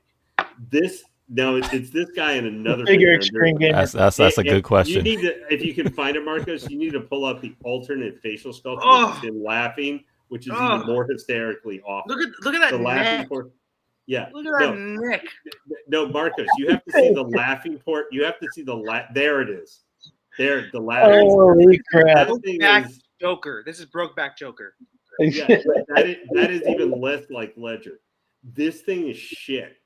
And so you guys know, look at that. This thing is shit, man. And Tell us how you really feel, Lane. Yes, Lane. I'm mashing my Marcos. I want those dogs though. I want those dogs. The dogs actually. Can you give me the dogs separately? So, if someone's selling it loose, this is it's not. I'll buy. This is a 2-pack. Now J&D Kojin is ridiculous. Like there's a Batman Armory with the Bruce Wayne figure, and then it's kind of like the Armory's Hot Toys they put out with more detail. That's like $1,900. I actually want that Armory. Yeah. Now the thing is, I just want to put this guy. So if you were buying this from Spec Fiction, yes, sir. Actually, 17. We were talking about earlier. Harley Who Laughs, for where I got Harley from. Now I did use, I think, a coupon code a little bit to get a little off of it too. But this costs to buy, if you were trying, and it's still available for pre-order on Spec Fiction, is $1,699 and whatever tax or whatever is going to be applied. That is $50 more than I'm having to pay for the 3rd scale Harley Who Laughs Deluxe. And these guys just put up for pre-order. I think, what was it, Freddie, in the last 2 weeks or last week? They put up Catwoman. Yeah. No, Catwoman. Okay, Catwoman. This is Kojin. They put up a 6th scale DKR Catwoman. So it's her and then like her maid. That's perfection. That's perfection to me. Yeah. But they just put out a 2-figure thing, kind of similar setup for what you're getting with. The dogs look. Those great. dogs look nice. I like Joker the dogs. Looks like shit. Holy crap! Looks like shit. Dude, this guy. No, and this is official. J&D literally put these prototypes production, so you can see that they went down. I mean, usually for prototype production, there's going to be a little drop off, but they both look like shit. Yeah. I mean, but this looks more, the laughing face especially looks more like shit. Like I'm not gonna lie, I'm not mincing words with this. It looks like shit. Those look nice right there. Those dogs look true. If we were on my normal time, like 6 o'clock at night, I'd probably be controlling my language. Why does a laughing face remind me of Joaquin Phoenix is laughing? It just doesn't. I know. It does. I was thinking that same thing too. And I know guys right. But I know normally we don't talk about figures so much, but this is literally this is 3rd scale, more higher range prime 1 3rd scale statue. And there's a Catwoman coming they just put up, which is kind of similar like this. Now it looks better than this. That Catwoman looks like perfection to me. Yeah, but it's $1,800 for that. Yeah, I'm out. Is it 1.6? Is that Catwoman? Yeah, Marcos, can you pull that one up as well? Yeah, because have we seen this already? Pull up that Catwoman. Let me just. Hold on. I think I paid like $1,100 through Todd for the Jazz Inc. Michelle Pfeiffer, and that's perfection. That's coming home. But I got the deluxe. I got both of them. I got damaged and clean. So I know several people who have canceled their pre-orders for this. Let me just say this, guys. Half the price. My favorite thing of all time is like we're all hating on J&D, and let the hate flow, as Palpatine said. Let the hate flow, dude. Let it go, baby. Let it go. But and you guys got to realize too, kind of like for InArt, this is Kojin Works. That's the one thing. This is their first release. They have literally maybe put up. They have literally like taken a bullet and put it into Joker's foot and their own foot for how bad this came out, because they are asked the individual Joker, just the one Joker, not the 2-pack. The one Joker, if you're trying to get perspective, is $1,000. That's to put that in context for the Hot Toys one, which is their artisan that just came out. It was the first one. Cost us half that price. And what's crazy, Lane, is that with the Hot Toys one, the artisan, we most of our collectors, we cried because it was like what $600. We cried. We cried, but guess what? I mean, but because that's not in our realm as far as what we usually would pay for a figure, right? albeit it's artesian. But people who got it in hand, they're not crying about $600. No, they're not. No, yeah. No. Just to try and put in context that the individual jokers, the most closest compare. Yeah, sorry. $1,900. Yeah, my bad. $1,900 for the Catwoman Kojin Extreme Edition Deluxe. Yeah, and as much as I want this is perfection. As much as I want this, I can't do it. This is the only version. There's not like an individual Catwoman version, at least right now. I think they're going to eventually have an individual Catwoman one separately. But the Joker's $1,000 by itself. That's twice as much as the nearest competitor piece, which everybody pretty much says that the hair and the sculpt is more accurate and better. Like this is insane. This is tough. It's good. Like, she is my favorite Catwoman. But my thing is one. Lane. Catwoman. No, I Hathaway Catwoman is my favorite. Probably number 2 is Julie Newmar. Excuse me. Number 2 is who? Julie Newmar. Julie Newmar. Hold on. Wait. Hold on. Guys, when I was a kid, I watched. Lane is old school. He likes his. Lane and I are the same age. This is for Lane. Hold on. You fucking crazy, man. You sound insane. Do you realize that? You should be medicated. I don't care if I sound insane. Like my top 3 Catwomen are Hathaway Catwoman. Then second is that looks so good. And I kind of I'm kind of in a tie with Julie Newmar and Batman Animated Series Catwoman. All right, there, that portrait. And then comes Pfeiffer. So good. But Freddie and Lane, you guys are 1/6 collectors. Is this $1,900 good? It's good. No. Let the hate flow. Not in a million years when I spend that. No, it's to me it's. Bro. What Cypher? Are you intoxicated right now? Really? I think she's good, but I need to see more of her character. I think Cypher, I don't know Cypher that well. You're an awesome guy. Thanks for tuning in, but I think he's like 20, 21. I got you, Cypher. I'm with you. Hey, Reeves. Exactly. That tells me the age right there. That tells me the age right there. Oh. You know what? We got into this argument last time, Lane. Pattinson is the best Batman of all time. But the worst Bruce Wayne we've seen so far. So we've got it. You know my opinion of best Bruce Wayne. Everybody knows my opinion on that. My biggest thing with this one too is I normally don't ask this because I'm sure there's not, but I go. It's all what a purse. Who? There we go. That's all for really. You switch out the outfits and stuff basically on the one. Yeah. Who wants her not in the Catwoman outfit? I'm just like, help make this like $1,900. Freddie wants me. I don't see who wants her just in kind of a regular clothes outfit. I can kind of get that. Thank you. What bothers me with this Catwoman that's $1,900 is you're only getting 2 figures, and the other stuff that you see is you're just getting a body with no head. And you're getting the clothes and the stuff. You're only getting so you're spending $2,000 on 2 figures and a body without a head. You're spending almost as much as you spend on a Thurskin statue. Yeah, so it's pretty much it's almost like say a close to $1,000-ish a figure. Yeah, you said how much, Lane? I'm sorry, you guys said how much? It was $1,900 for this. 18 or 1900. 1,800. You could get the 1/3 off third party for like 800 or 900 right now. So and the Joker's not far up. It's like 1,700. Guys, are we actually? That one looks like garbage. That would work. But it's $1,900 for a doll that's 1/6. Let's be real. Yeah, it's ridiculous. Yeah, that's ridiculous. This is. But what's crazy though is that there are My bad, Freddie, but InArt does a better job, in my opinion, than Kojin has done so far in prototype. I think they've done. I know Lane's told me there's been issues with Kojin with InArt, but at least their prototypes have been better than the Kojin, and they're half the price. Not even half the price; they're 1/4 the price of fucking Kojin. So. Yeah, beat the luck. And if they put out a Catwoman by herself, she's going to probably be $1,000. Yeah. So just for the individual Catwoman.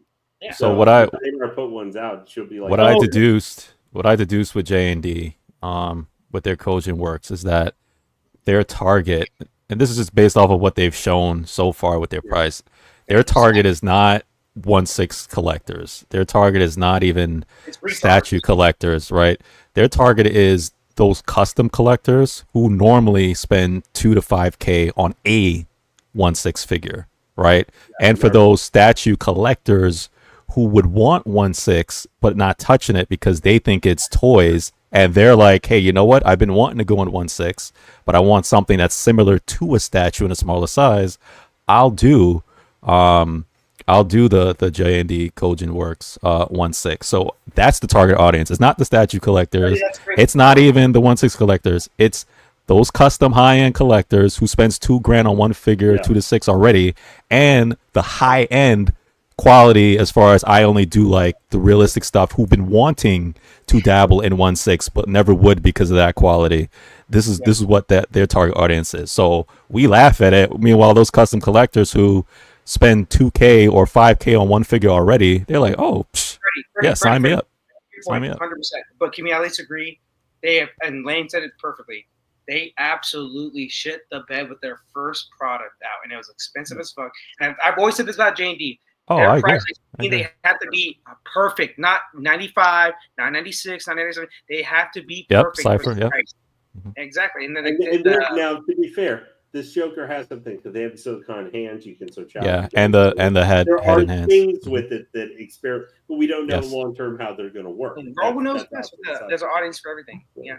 Right. So the problem is the head sculpt looks like garbage. Yeah. That's the biggest problem. Yeah. So for me, is as much as I love Heat, like we're all agreeing with you this time. It's just like, thank you. This is first time on record that we all agree with Marcos on the price point of something of D&D.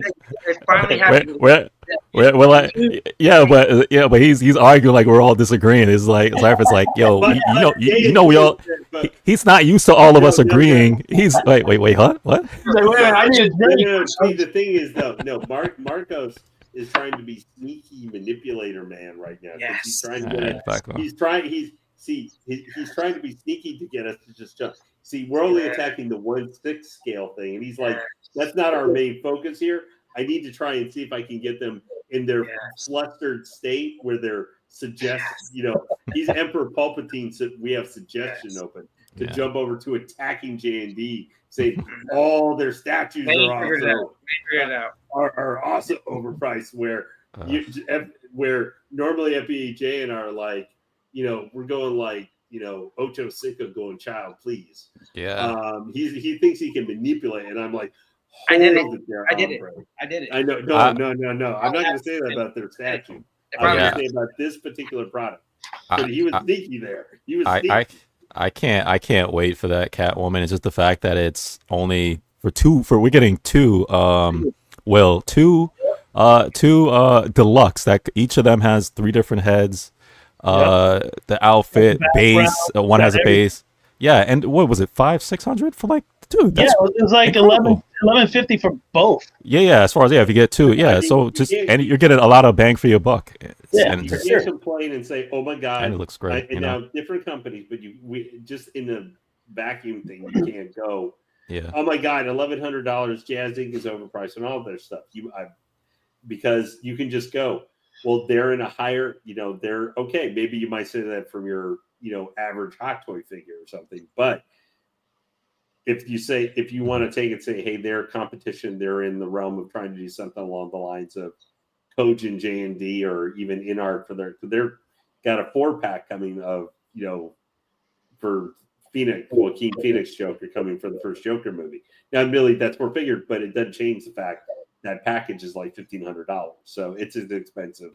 I just don't, from what I know, they're all made damn near in the same factories in China. So why is one price point higher than the other one? What Marcos has said before, it's a cult. Yes. And you've grasped that cult, and now they're willing to pay because of the J&D tag. How is that different from any other statue thing? They're all a freaking cult thing. Right, yeah, well, somewhat. But, like, if you look at Jazz Inc., like, or Hot Toys or whatever, you got your, like, your Toyotas and your Lexus, and then J&D's like that Mercedes or Bugatti, apparently, for some reason, right? So it's like it's just people love their brands, and they're willing to pay for their brands. I agree with you, everything you just said. Let me just point this out. It's like what I've seen recently now, Freddie kind of said it earlier, J&D's on a hot streak right now. They've been, that's old J&D, not new J&D. Yeah. Now we're finally understanding what people are finally understanding is like J&D in the past, they had a lot of misses, but people accepted it because they paid that high price. Like they told themselves, oh, I paid this much money. I do like this piece. I do like this piece, even though it had a lot of flaws. Now J&D is getting better. J&D is getting, I'm sorry, J&D is getting better. I think they're on a hot streak right now. I think they're on a hot streak. But at the same time, now people are realizing they missed in the past for sure a lot. They did. And that price Marcos here is trying to do both things. Being the no, I'm just going with what Will said. I know,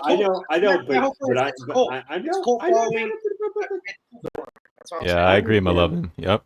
The quality is getting a lot better, man. Look, I'm going to answer Extreme Gamer's question. We all pay for brands. First of all, I don't pay for brands. I go to the Goodwill to buy the brands, okay? So I'm not going to pay for exactly anything. We'll find Louis Vuitton. That's how you afford buying 6. I don't get the Louis Vuittons upside down. I'll buy that. It's called beating the system, you know? No. You are the cult of the brand of ramen noodles for. Whoa, Aiden, chill. This is why we go to Costco's and BJ's. Yeah. Like, oh my God. No, the perfect thing of J&D is the Jordan fans. They're legit. Oh, here we go. Here we go. But see now, Marcus, this is the thing because you're not a one scale. It's a new year, baby. Cheers. I see. I was about ready to attack Marcos faster than the Keymaster going after Rick Moranis. But Freddie, you can understand this. Where Marcus is trying to equate everything J&D. We as both statue and 1/6 scale collectors, I look at J&D, the statue, the actual J&D, and Kojin works. Why they're connected, but Kojin is its own separate entity. Yeah, it's a dark. I'm not speaking. But no, it's kind of it's kind of like the Nike and the Jordan brand, right? It's like there's the Nike and then there's the Jordan brand. Yes, I know at some point Jordan kind of branched off. They're on the Nike and just like this Jordan entity now, or whatever. But it's the same thing. It's like you look at Nike, we know Nike sneakers, and then we know Jordan sneakers, right? It's not going to have that check, right? It's going to have the Jordan symbol. So it's like it's its own separate thing. It's like J&D and Kojin works. It's like Hot Toys has Kano, which is a little bit cheaper, quote, more entry level marble. Yeah. Thank you, Michael. Thank you. Another one of us. Yeah. He's with Marco. He noticed some of the prices look good, but for 3K should be expect perfections. There are some pieces that look awful, and people just get nuts if point that out, and at the end, to each is their own. And he's right. My whole thing about that is you've seen so many J&D pieces on sale for distributor shops. 100%. Like there's a lot of pieces on sale for J&D pieces. That shows that the people that the quality did not come out in person as well as it did in prototype. I think that hardly looks incredible. That new one. Yeah. Oh yeah. I wish. I don't think that's the case, Marcos. I think what it is, they realize they spent a fucking fortune on it, and now they're broke, and they need to recoup some money, so they sell it cheaper. No, I think it's distributor types, not. Oh, distributor. Okay. Yeah. There's been so many on sale for J&D, especially that Dio for Dark Knight. Batman. That was on multiple sites on sale. And then I want to go to Melvin real quick. He said, if anybody's seeing J&D, I agree to an extent. I don't understand the point people say it gets better in person. I've seen probably one of the better pieces they've had, which is the Wonder Woman piece that Freddie has behind him. And I think it looks really good. But it looks as good as I thought online as it did in person at Alan's house. So it didn't get better for me. But you know what? What the problem is, Marcos, is that when people, because you see this on the groups, and this happens all the time, when the J&D pieces, because and not even just J&D, but anything with silicone, right? At least to that degree, when amateurs take cameras, pictures with their phones, with this stuff like that, with that silicone and stuff, you notice we see certain pics, like even with Indiana Jones, right? You're like, why does it look like that? Like, because the way the lighting and the way they take the pictures, right? But when you actually now forget the photography with the Apple phones and the Samsung phones and all this other stuff, right? When you actually now go in person to see that silicone piece with your own eyes, You're not looking at somebody's lens with their own lighting. That's why they say when you see it in person, you're taking out the lighting from how they have it, the phone that they're using. You're actually seeing it now with your own eye lens. That's why I say, yeah, if you see it in person, some people say when you see it in person, it's better because you're not having to rely on the photo lens of that camera trying to capture that silicone piece.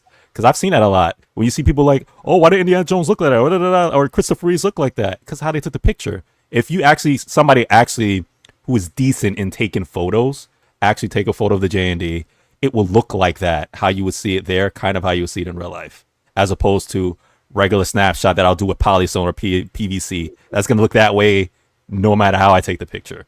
So that's kind of what people are saying. When you see it in person, if you use the amateur photo, you took it that way, that's why it would look different. But when you see it in person, you're actually seeing it how it's supposed to be, which is what your eyes see. So Dennis, that's what it is. I think that was a figure, right? So Jandy's doing figures as well. So Dennis wanted to know if they're figure and statue. It's a statue and figure, yeah. Okay. Yeah. Okay. Yeah. Well, yeah. let's sorry, My I bad, didn't mean to get we a got all right January. sidetracked on that. My bad. Well, I wanted to jump to my segment here because something new. I started the last stream. It's pretty much artist of the week, and I really want to give props to this artist. So let me share my screen here. Let's see if it'll jump in real quick. I don't know what the heck's going on here with my computer, but I'm trying to share it. Here we go.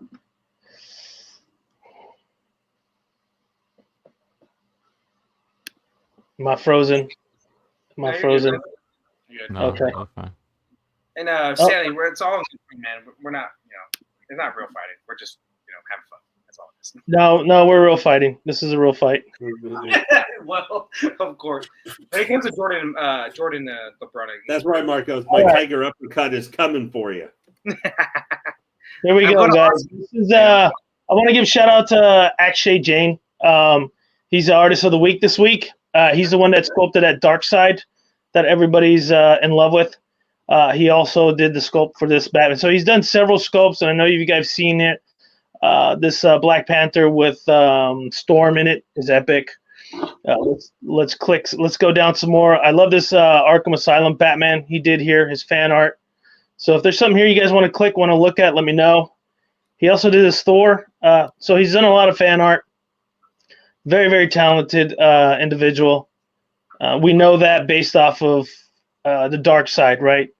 We've seen this Wolverine around. This is new to me. This is Metron.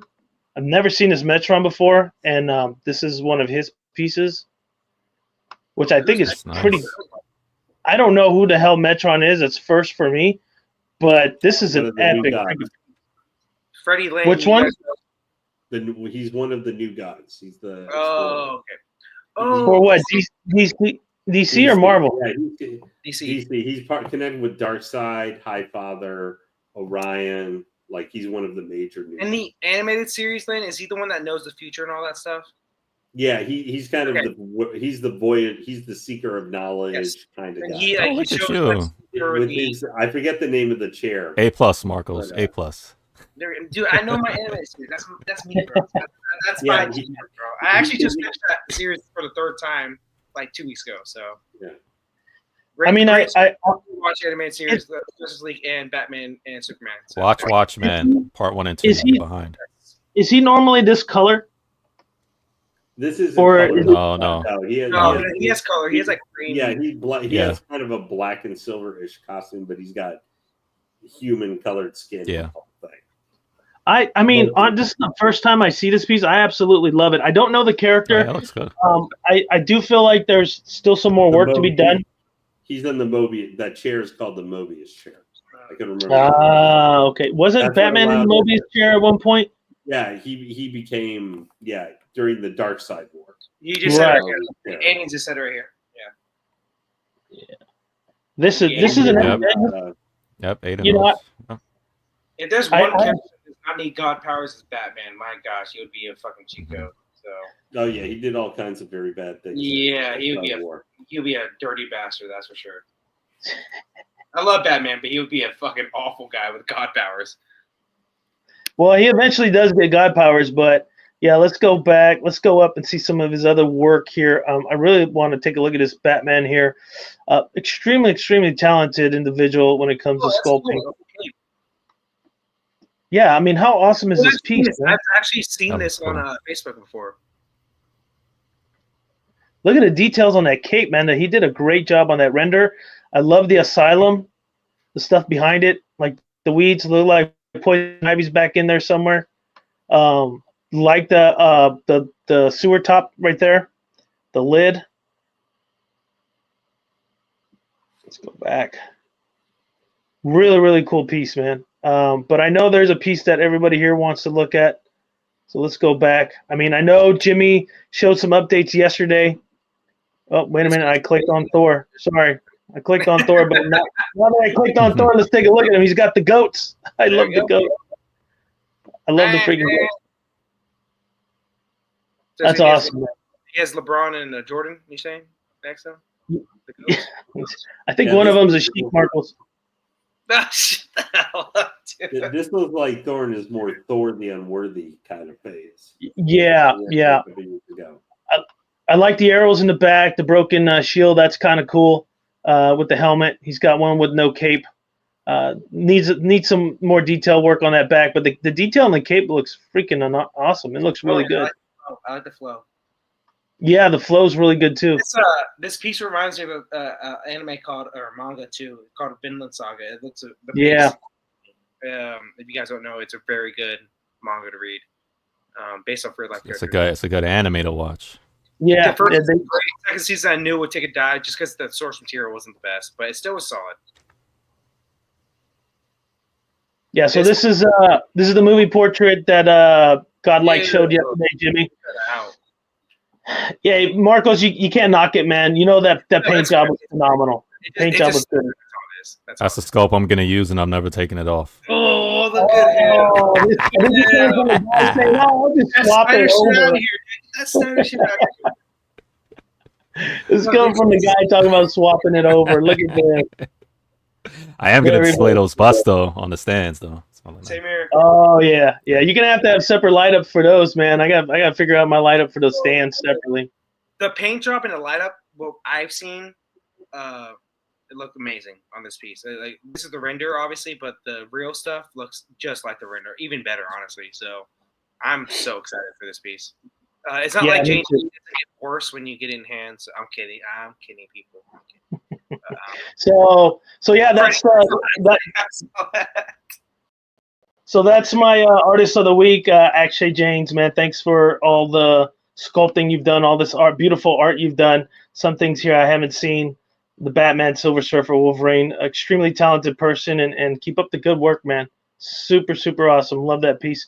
There is another custom piece I wanted to show you guys because we still got a little bit more time. So let me log in here. I screwed up and I logged out of my Facebook, and now I got to log back in and everything. And because this is a live stream, I screwed up as always. So let's get it here. Okay, here we go. Give me a second. I don't know why I updated this computer, but it's slow as hell. It's worse than my computer. I had mine since like 2012, man. Yeah, and I'm sure we all can buy a new one, but we keep putting money down on statues. And the thing is, Freddie, we've talked about it. That's $600 or $1,000. That's for a statue. Dude. You know, like if we wanted to, we could get one tomorrow. Freddie, hey, Jimmy's was like, get a new fucking laptop. I'm like, I get it, but at the same time, you and me in the same boat, man. I need a new one. Dude, like, actually, let's give a couple minutes to this license company first. I know you guys seen it, but I want to talk about it because I'm a fan of the character. And it's this piece right here. If you guys hadn't seen it already. Oh yeah, man. Yeah. I love that. Yeah, this is that PTS Punisher. So let me just switch over. I freaking love this piece. Mm-hmm. I absolutely think it's fantastic. Okay, I would display it with that big Gallon. With the gun on the shoulder. That. Yeah, that's hot. Yeah, I agree with that. My only problem, and much love to Ant and everything, but this is such a great piece to screw up, man. You gotta get your QC, in check and make sure this thing's in perfection, because he did that Daredevil, that's badass. Is coming up. Marcos, you got that PO'd? Yes, I do, and I don't know how the fuck I asked him. He came on the show. I'm like, dude, he didn't give me a great answer either. I'm like, dude, how is this gonna stand up? It's a 1/3 character. He just said, we done the work. It's gonna stand up. I'm like, I don't know, man. I'm scared. Trust me. But that piece, I want it. I want it. So I'm gonna get it. I'm scared. I love the OG Punisher from Sideshow. I had that piece, and a friend of mine loved it more than I did, so I sold it to him for retail. But this one right here, man, I love that. At first, I thought it was like, what is this, like Arnold or something, holding a Gatling gun on his shoulder? And then it was like, oh shit, that's Punisher. And I think it's awesome. I love the Punisher movies, 2 of them out of the 3. But I love the character. I think it's an awesome piece, and I love the rendering. The portraits, they don't have only the painted. I know they probably won't, but the painted version of the portrait. I like that as an option to have, but I wouldn't want that. I would want a normal portrait of Frank Castle, obviously. That looks nice. And if they ever could do it, maybe try to get as close as you can to what's his name, the actor. Dolph Lundgren. No, fuck him. No. That's my Punisher. That was the OG Punisher, Marcos. Dolph Lundgren was the OG Punisher. The real Punisher, my gosh, I'm blinking out. If you die, you die. What is his name? My gosh, I love him to death. The one who was in the show? Yeah, like, what's his name? The show? The one from The Walk? Yeah, I don't remember his name either. Oh my gosh, I love him. He's one of my favorite actors, so I'm blanking out with alcohol. But yeah, he was in was that Alien vs Predator 2? He was one of the he was on the spectrum. Nah, he was in Walking Dead. He was a star for Walking Dead for a couple seasons. Someone in the chat, please help me out. My gosh, I'm blanking out. Punisher. Are we talking about? Look it up. Oh, you're talking about the show. You're talking about the show. Yeah, I know what you're talking about. Yeah. No, he's not the real Punisher. We're talking about movie. We're talking about movie, not the show. Yeah, no. Okay? He's the best Punisher, easily. There's no doubt. John Bernthal. Yeah, John Bernthal. Yeah. He's the only good Punisher we ever had. I'm come on, Marco. I think Ray Stevenson's the best actual. Yeah. I love Ray. Yeah. I love Ray. His movie, the problem with the movies in his villain were stupid. Yeah, exactly. Yeah.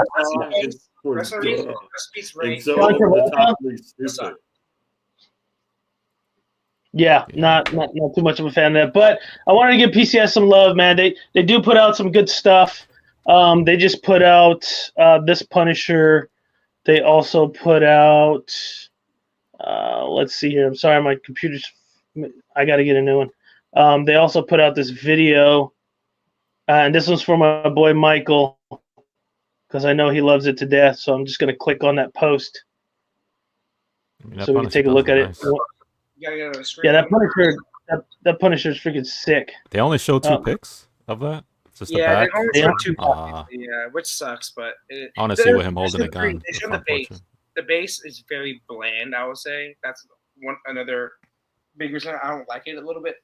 The base is very plain Jane, but I don't know. I think the piece, upper body, like the portrait and everything, looks really. What was the issue you said you had with the Daredevil piece? Dude, that thing. What it's holding up a 1/3 character on, I don't think it will last. That's my thing. It's literally like it's hard to explain. Yeah, I remember. It's a pole. I know. I remember. Kind of like a metal pole, like on the statue, but like yeah. I don't know how that's gonna hold a 1/3 character for that long, but like I hope it does. My gosh, because like it's a great piece. I think it's scary for sure. Yeah. They I don't know what's going on with this computer. I might have to upgrade the RAM like Stanley said, but I try to pop up a video. I got too much things open up, so it's super sucky. Well, it's depending on how many years your machine is like mine. RAM ain't gonna help you. Yeah, well, yeah. CPU chip, you need a whole new machine. Yeah, it's about 6 years old. It is PCS Punisher. It should be coming out this soon. Honestly, he said like it's about to be up for PO. But I have one here for Marcos, but unfortunately, he probably not gonna like it. There it is. Wow, he's frowning, man. He's upset. Yeah, that's a Jim Lee custom Superman. I could scroll through some more, but that's the portrait. Let me zoom in a little bit. I think the portrait came out great, especially the hairline. I mean, except for this part, but I think that's a peg. That's a peg for like his thing that comes down to his face. Okay. But if you look at the hairline, they did a really good job on that. I like the eyes. Totally Jim Lee mouth and nose, chin. I think it looks great. I think the paint looks really good from this picture. Let's see. I think I got some more here. Once my computer wakes up. Yeah, let's go. Let's go side view. Stop, he said. It looks good though. No, actually, I don't know why I'm super mad, but it looks good though. Yeah, I do like the hairline. I think that's they transition it really good. That's what caught my eye. Mm-hmm. Yeah, Let's keep going. And I got more production pictures here. Just trying to get the portraits out of the way. There's the red eye portrait with kind of the veins. Kind of looks like Joe from Family Guy, you know. Here's a full body picture from the factory. Nice, I love that. I actually like that a lot. Yeah, so this one, I don't know if it has two swap out torsos or the swap out capes, but there's one cape, this cape that flows to the side, and there's another cape where he's gripping it, and I have some pictures here. So I'm gonna have to find it, but let's go. This is the base, just kind of a broken down base. I think this was in production the time where Hush was super popular and stuff, so people kind of gravitated towards that in terms of the base. That's the front of it. So you're gonna have this angel, kind of a little bit of Hush, because I have Hush over here and it's got the angels, but this has a sword, so he's like more of a battle angel. And then let me see here. I'll click the render so you guys have a better idea. So that's the one holding the cape. I don't have any more factory pictures. I just have now the render picture. So if you hadn't seen it, this is a quarter scale. They were doing a 1/3 scale, but they backed out. And I'm one of the ones that kind of lost out on that one because I did have it PO'd, the 1/3. But this was Jay Cha was involved in this, and he passed away, and it was a big mess. But they did stick with the quarter scale, and it looks like it's coming back to life. But these were more the render pictures, so that's where that hair pegs in. We saw that peg hole, so that's kind of where the hair is. I don't have a factory picture of the actual hair, but I think it looks pretty damn spot on with the renders if you're looking at the portrait. Lane, what do you think of this piece? Honestly, I'm not feeling it. No, To be perfectly honest, I'm not. The body proportions, I don't like the head sculpt at all. okay, If fair that's enough. supposed to be a hush thing, like I'm not feeling Jim Lee at Really? all. Like, yeah, I'm just not feeling the Jim Lee-ness of this. I think the Prime one's way better. Okay, that's fair enough. Freddie, what do you think? I thought Lane said he's not feeling Jim Lee. Yeah, I was about to I'm say. not- Yeah, I'm doing no. holy shit. You mean how they're portraying Jim Lee in this? Yes. That's what you meant. Yeah. Okay. I think- Yeah, I mean, honestly, I think I'm not feeling the Jim Lee-ness of the artwork or style they're going through with the head sculpt. I'm not feeling it. I don't like the way this one looks. Yeah. For me, the head sculpt is fine. But yeah, the body, I'm not really too in love with. The body, I guess, I don't know if it's how it's painted or maybe how the S is on the chest with the suit. Let me see here. This is actual production. So what I showed earlier was rendered. Okay, all right, this looks a lot better. Yeah, this is Okay. production. Yeah, this looks better than the other one. So the image with the black background, that was renders like year before this was even put out. So this is actual production picture. You can see extra capes on the floor there. Yeah. The cape looks all right. Oh, for me, it looks like a basic piece. Like for me, this would be, I need a Superman. Not too expensive. Just to, what we call these in the 1/6 community. Lane knows. We call them filler. Yeah, we call them. I didn't know that, but I knew it was kind of filler. Yeah. Lane knows what I'm talking about. The customs too, right? It's just we know it's not the greatest piece out there, but it'll do the job, right? Because you have a collection, It's just like, I need a Superman. I need this piece. I need, this extra character, whatever, but I don't need them at the forefront per se, or I need something to fill the gap for now. This is kind of how I view this. It's like a filler Superman. It's not bad at all. It's just, you put it in the back, you know what I mean, or to the side, on that lower shelf, whatever. Just like, you've got your other pieces, whatever, and just like it doesn't look bad at all. It's like boom, filler. That's kind of how I feel about this. Marcos, yeah. What do you think, Marco? I know he's not smiling. I know you want a smiling, but he's not smiling. Sorry. I think the sculpt actually looks pretty good. The portrait looks awesome. Like I said, he not for me. He kind of looks like the Crimson Chin off Fairly Odd Parents. Yeah, I'm sorry to say it kind of is. And it has that Rob Liefeld look with the muscles and everything. That's not a compliment. So I'm sorry to say if he's watching, I'm sorry. But yeah, dude, like I always say, I'm gonna just say it one time. Superman needs to be smiling first, and then do mad portraits after. That's all I'll say though. But for me, it's not for me, man. It's 142. I already have a. Can Superman just be neutral? He doesn't have to smile. What if it's neutral? He's neutral too. Like the Alex Ross, just neutral, like stoic. That's fine. Yeah, that's fine. But why is he always fucking?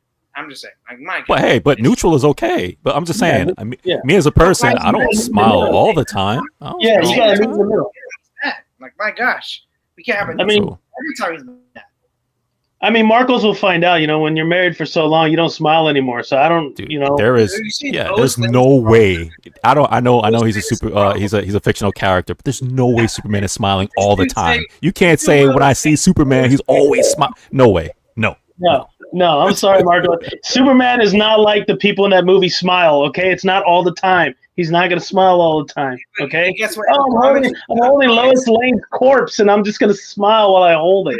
Like, come on. Good comics. This dude, one of the best comics Aiden knows, Freddie knows, Lane knows, obviously, is also Superman. This dude's damn near on his deathbed. He's damn near smiling the whole time. No, so. But okay, Stanley and Marcos. Again, I'm not saying frowning. I get that part, but I'm saying Superman's also stoic. I'm just saying, just like you as a person, you're not always smiling. I'm saying you having a neutral face or a stoic look is not you angry or upset or mad or any of that, or even happy. I'm just saying, there's nothing wrong. I'm just saying, Superman can have a neutral stoic pose.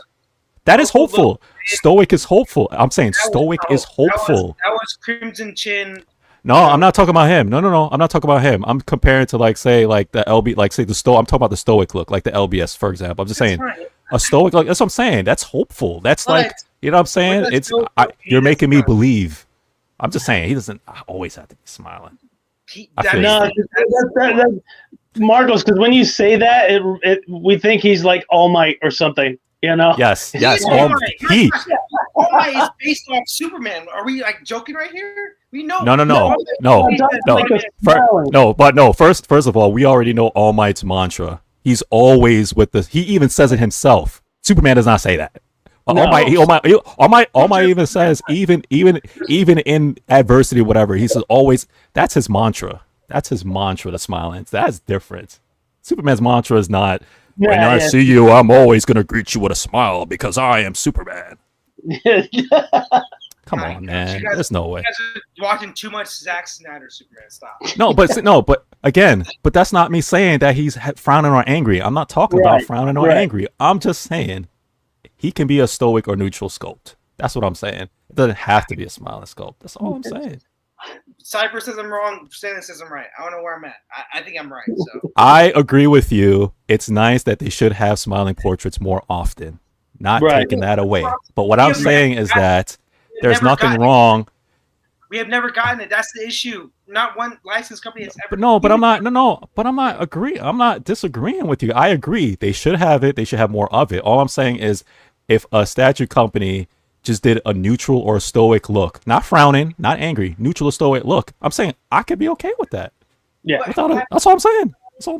That's hopeful. I mean, stoic is hopeful. Stoic is hopeful. Think about it. Every portrait for the Superman Hush is just a basic stoic look. Like he's not mad. He's not anything. He's for black. Yes. Yeah, for black. But if you have the OG Superman with the blue outfit, he has the burning eyes. But For Black, it's just all basic stoic look. That's all it is. But yes, Marcos is right. They should include more smiling sculpts for Superman. I agree. Every time. But let me just say this: the fact that we got our first licensed Homelander piece, right? Mm-hmm. Like we finally got one for Prime. It has a fucking smiling portrait. Homelander. First of all, Homelander is sick. He's twisted in the head. It was different. He's sick. Okay, but at the same he's on time, the spectrum. we have that before a fucking Superman in any scale, any license company is disgusting to me. That's gross. I hear you. I agree. I think they should have more smiling here we go. portraits. Stanley's starting again with Freddy. I'm done. I'm sorry. I'm done. We do this every week. My bad. I'm just such a big Superman fan. It gets me mad. I'm sorry. Lane's like, I don't even want to get in on this. I'm out. He's like, I'm out. Lane's like, this is bullshit. I'm out of here. And then the transgender stuff. Oh, here we go. I'm not going. My time with going with this was the J, that was the J&D. Marco tried to manipulate Freddie and me segment already. So hold on. If I see a Superman and he's being all stoic and he's probably looking up in the sun or looking at you or whatever, that does not give me hope. Because he's not frowning, he's not making me feel any way that will deflate me. Here's what I'm gonna say. For what Marcos can bring up is, I do think for like Cavill Superman, we're not. My back's not gonna take another hour. I both physically, just mental, and my mental back. I don't know if it can take Marcos or other stuff for another hour with some of this, but I can say for when Marco sometimes brings up, because one of the Supermans we've had the most of the last like half decade or so is Cavill Superman. Live action Superman, there have not been many statues. I mean, he didn't smile much. There were a couple times here and there, but almost all the Cavill ones we have, going to the recent J&D ones last year, to even most recently that Prime one, like black suit Superman that for some reason they show. I'm not sure why exactly they're showing another Cavill Superman, since we've got a new Superman. By the time that one could come up for pre-order, might be out in movie theaters, later this year.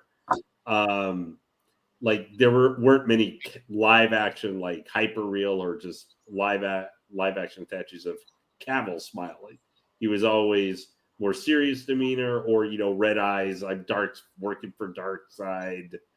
Evil Superman, like what was the series? The Injustice Superman, right? Kind of where I murdered everybody and took over the world. Psychopath. Was more that was how Cavill showed. Now, I would disagree. Like Marcos for comic ones, I think there have been a little bit more like the more. I think that there's been more. I don't agree with Marcos like for those necessarily, but a majority of what we see a lot of times are whatever the live action version is. So Cavill Superman, which has been one of the most prevalent Superman statues, or even action, once to scale figures or whatever. I can't think of one off the top of my head where, I'm not saying he would be the same like Christopher Reeve. Like no one nails, I think, kind of the smirk, like where there's the farm boy or the Boy Scout Superman kind of with that smirk on, or even when he's in Clark Kent mode. I think more in Clark Kent mode he was smirking and looking to look goofy, purposely being goofy. So I didn't watch the series. Did he smile a lot in that series? The CW Superman guy. I think Tyler Hickok did. Like he was a little bit more like, but he got killed too at one point. I mean, he probably series. Sorry. Superman series. CW. The one that the best scene I've seen in that show was when he saved the kid.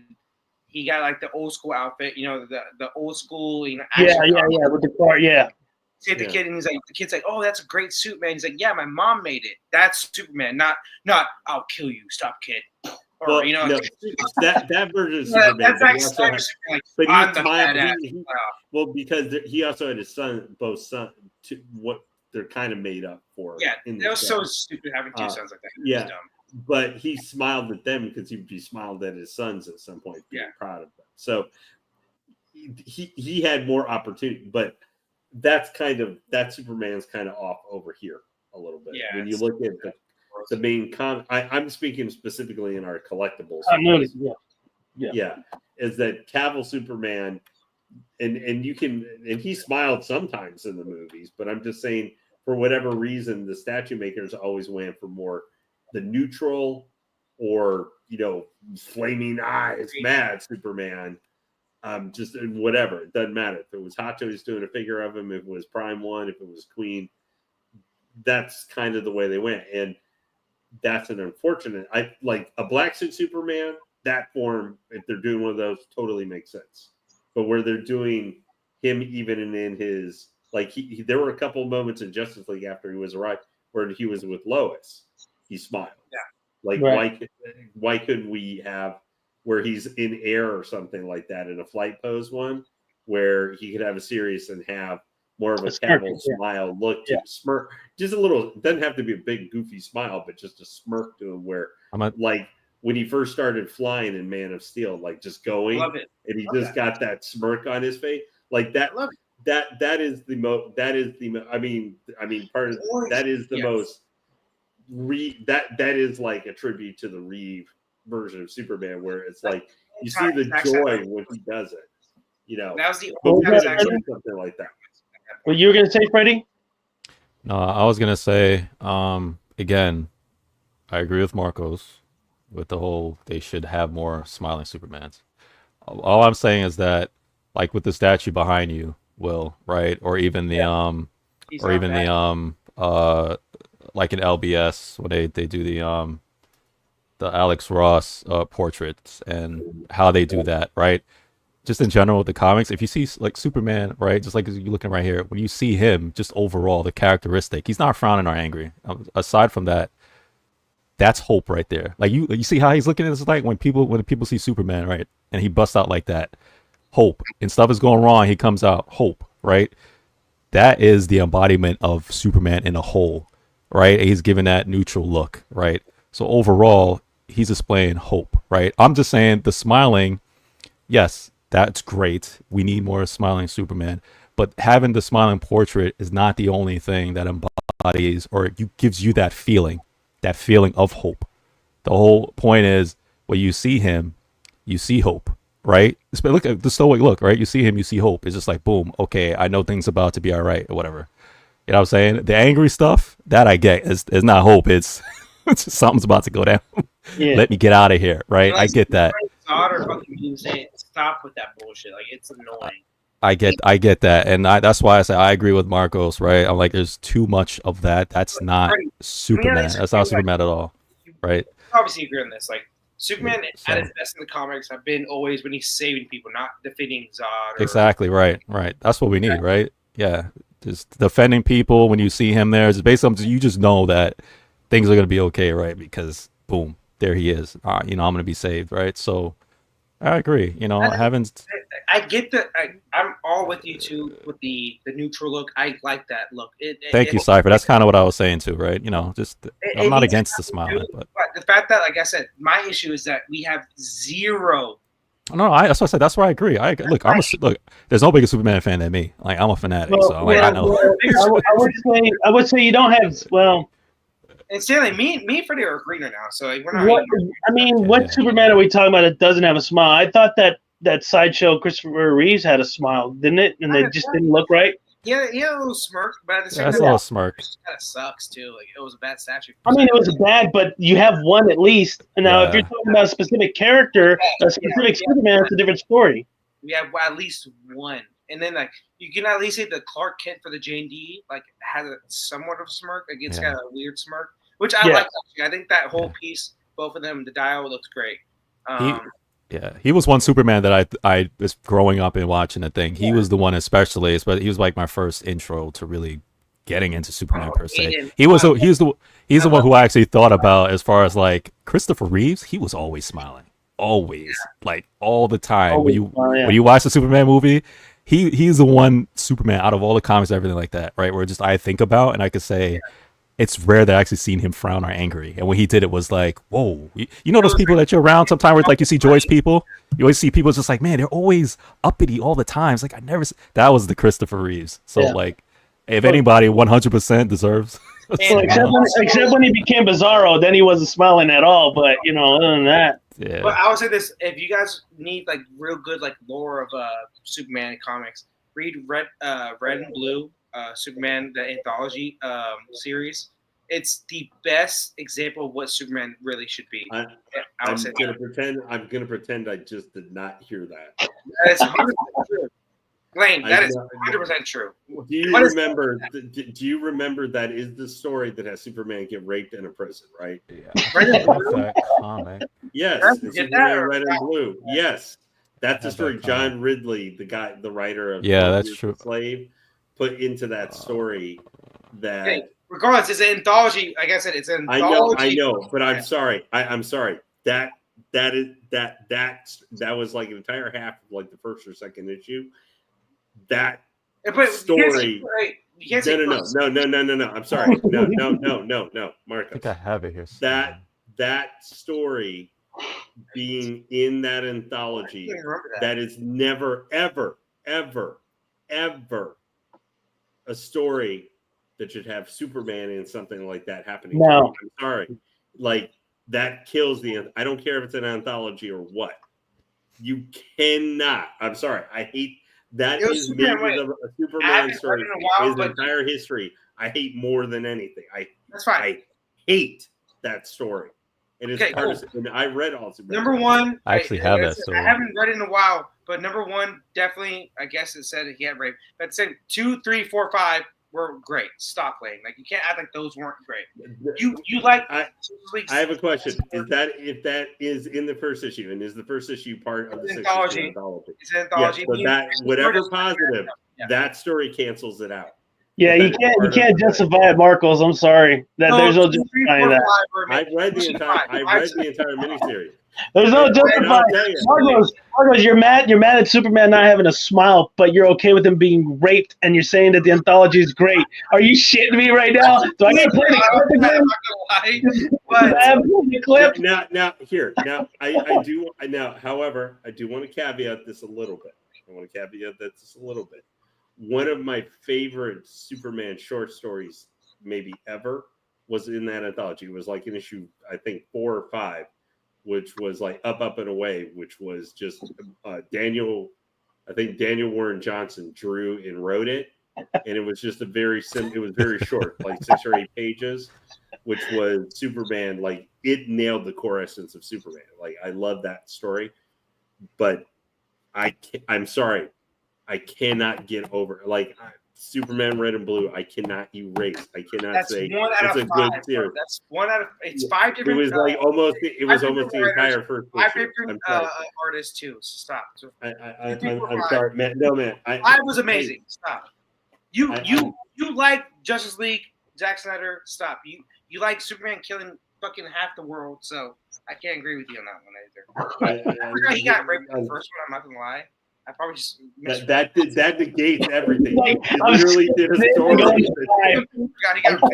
Superman in a story like that. I'm sorry. Marcos is like, why am I seeing Superman getting clapped? Never mind. I'm gonna go to the next path. I'm moving on. It's not a certain story like volume 1 to volume 5. It's not the same story.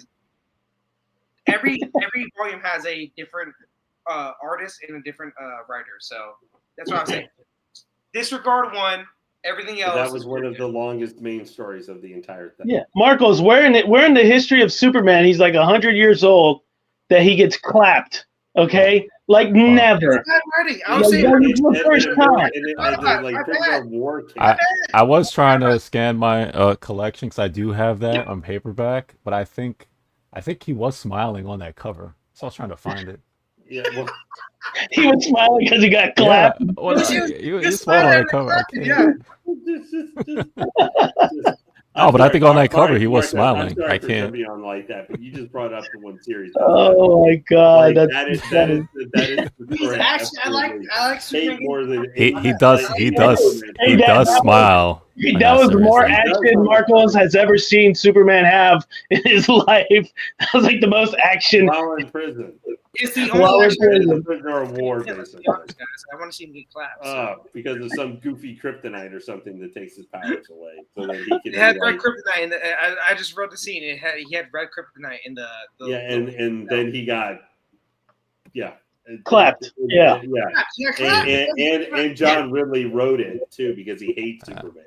And you want to know what? Like I said, that's a bad story, but at the same time, I just said, what did Aiden just say? I don't trust Marcos with anything, to be honest, in comic to sport.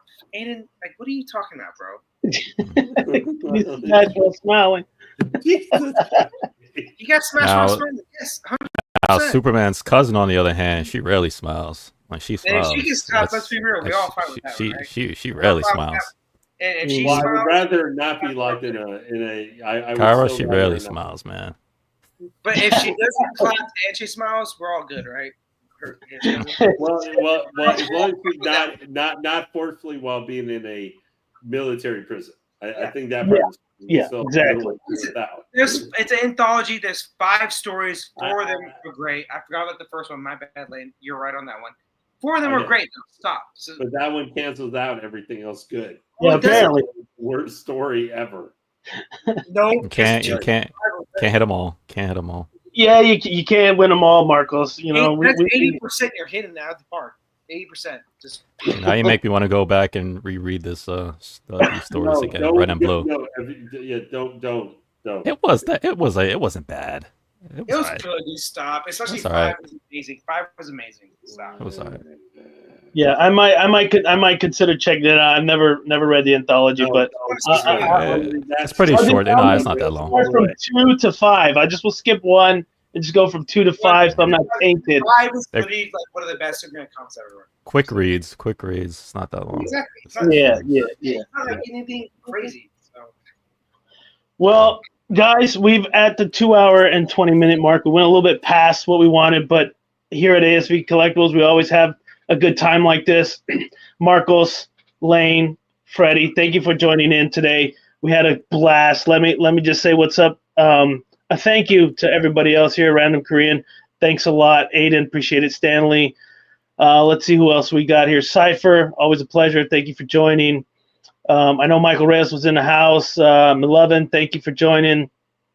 I just really want to get a shout out to everybody that tuned in.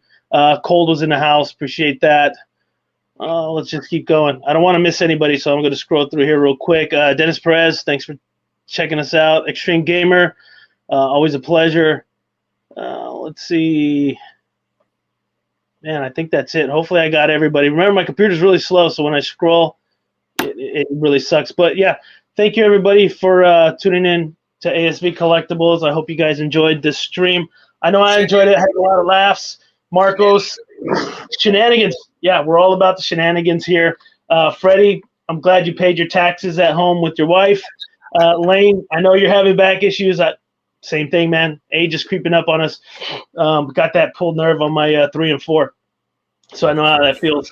But thank you for joining in last minute. I hope everybody did enjoy this live unboxing, especially right around there. We have more to come. Every Saturday we'll have a live unboxing of Shogun XM Studios. 4 pieces for now. But again, thank you. Appreciate it. And we'll see you next time here at ASV Collectibles. Peace.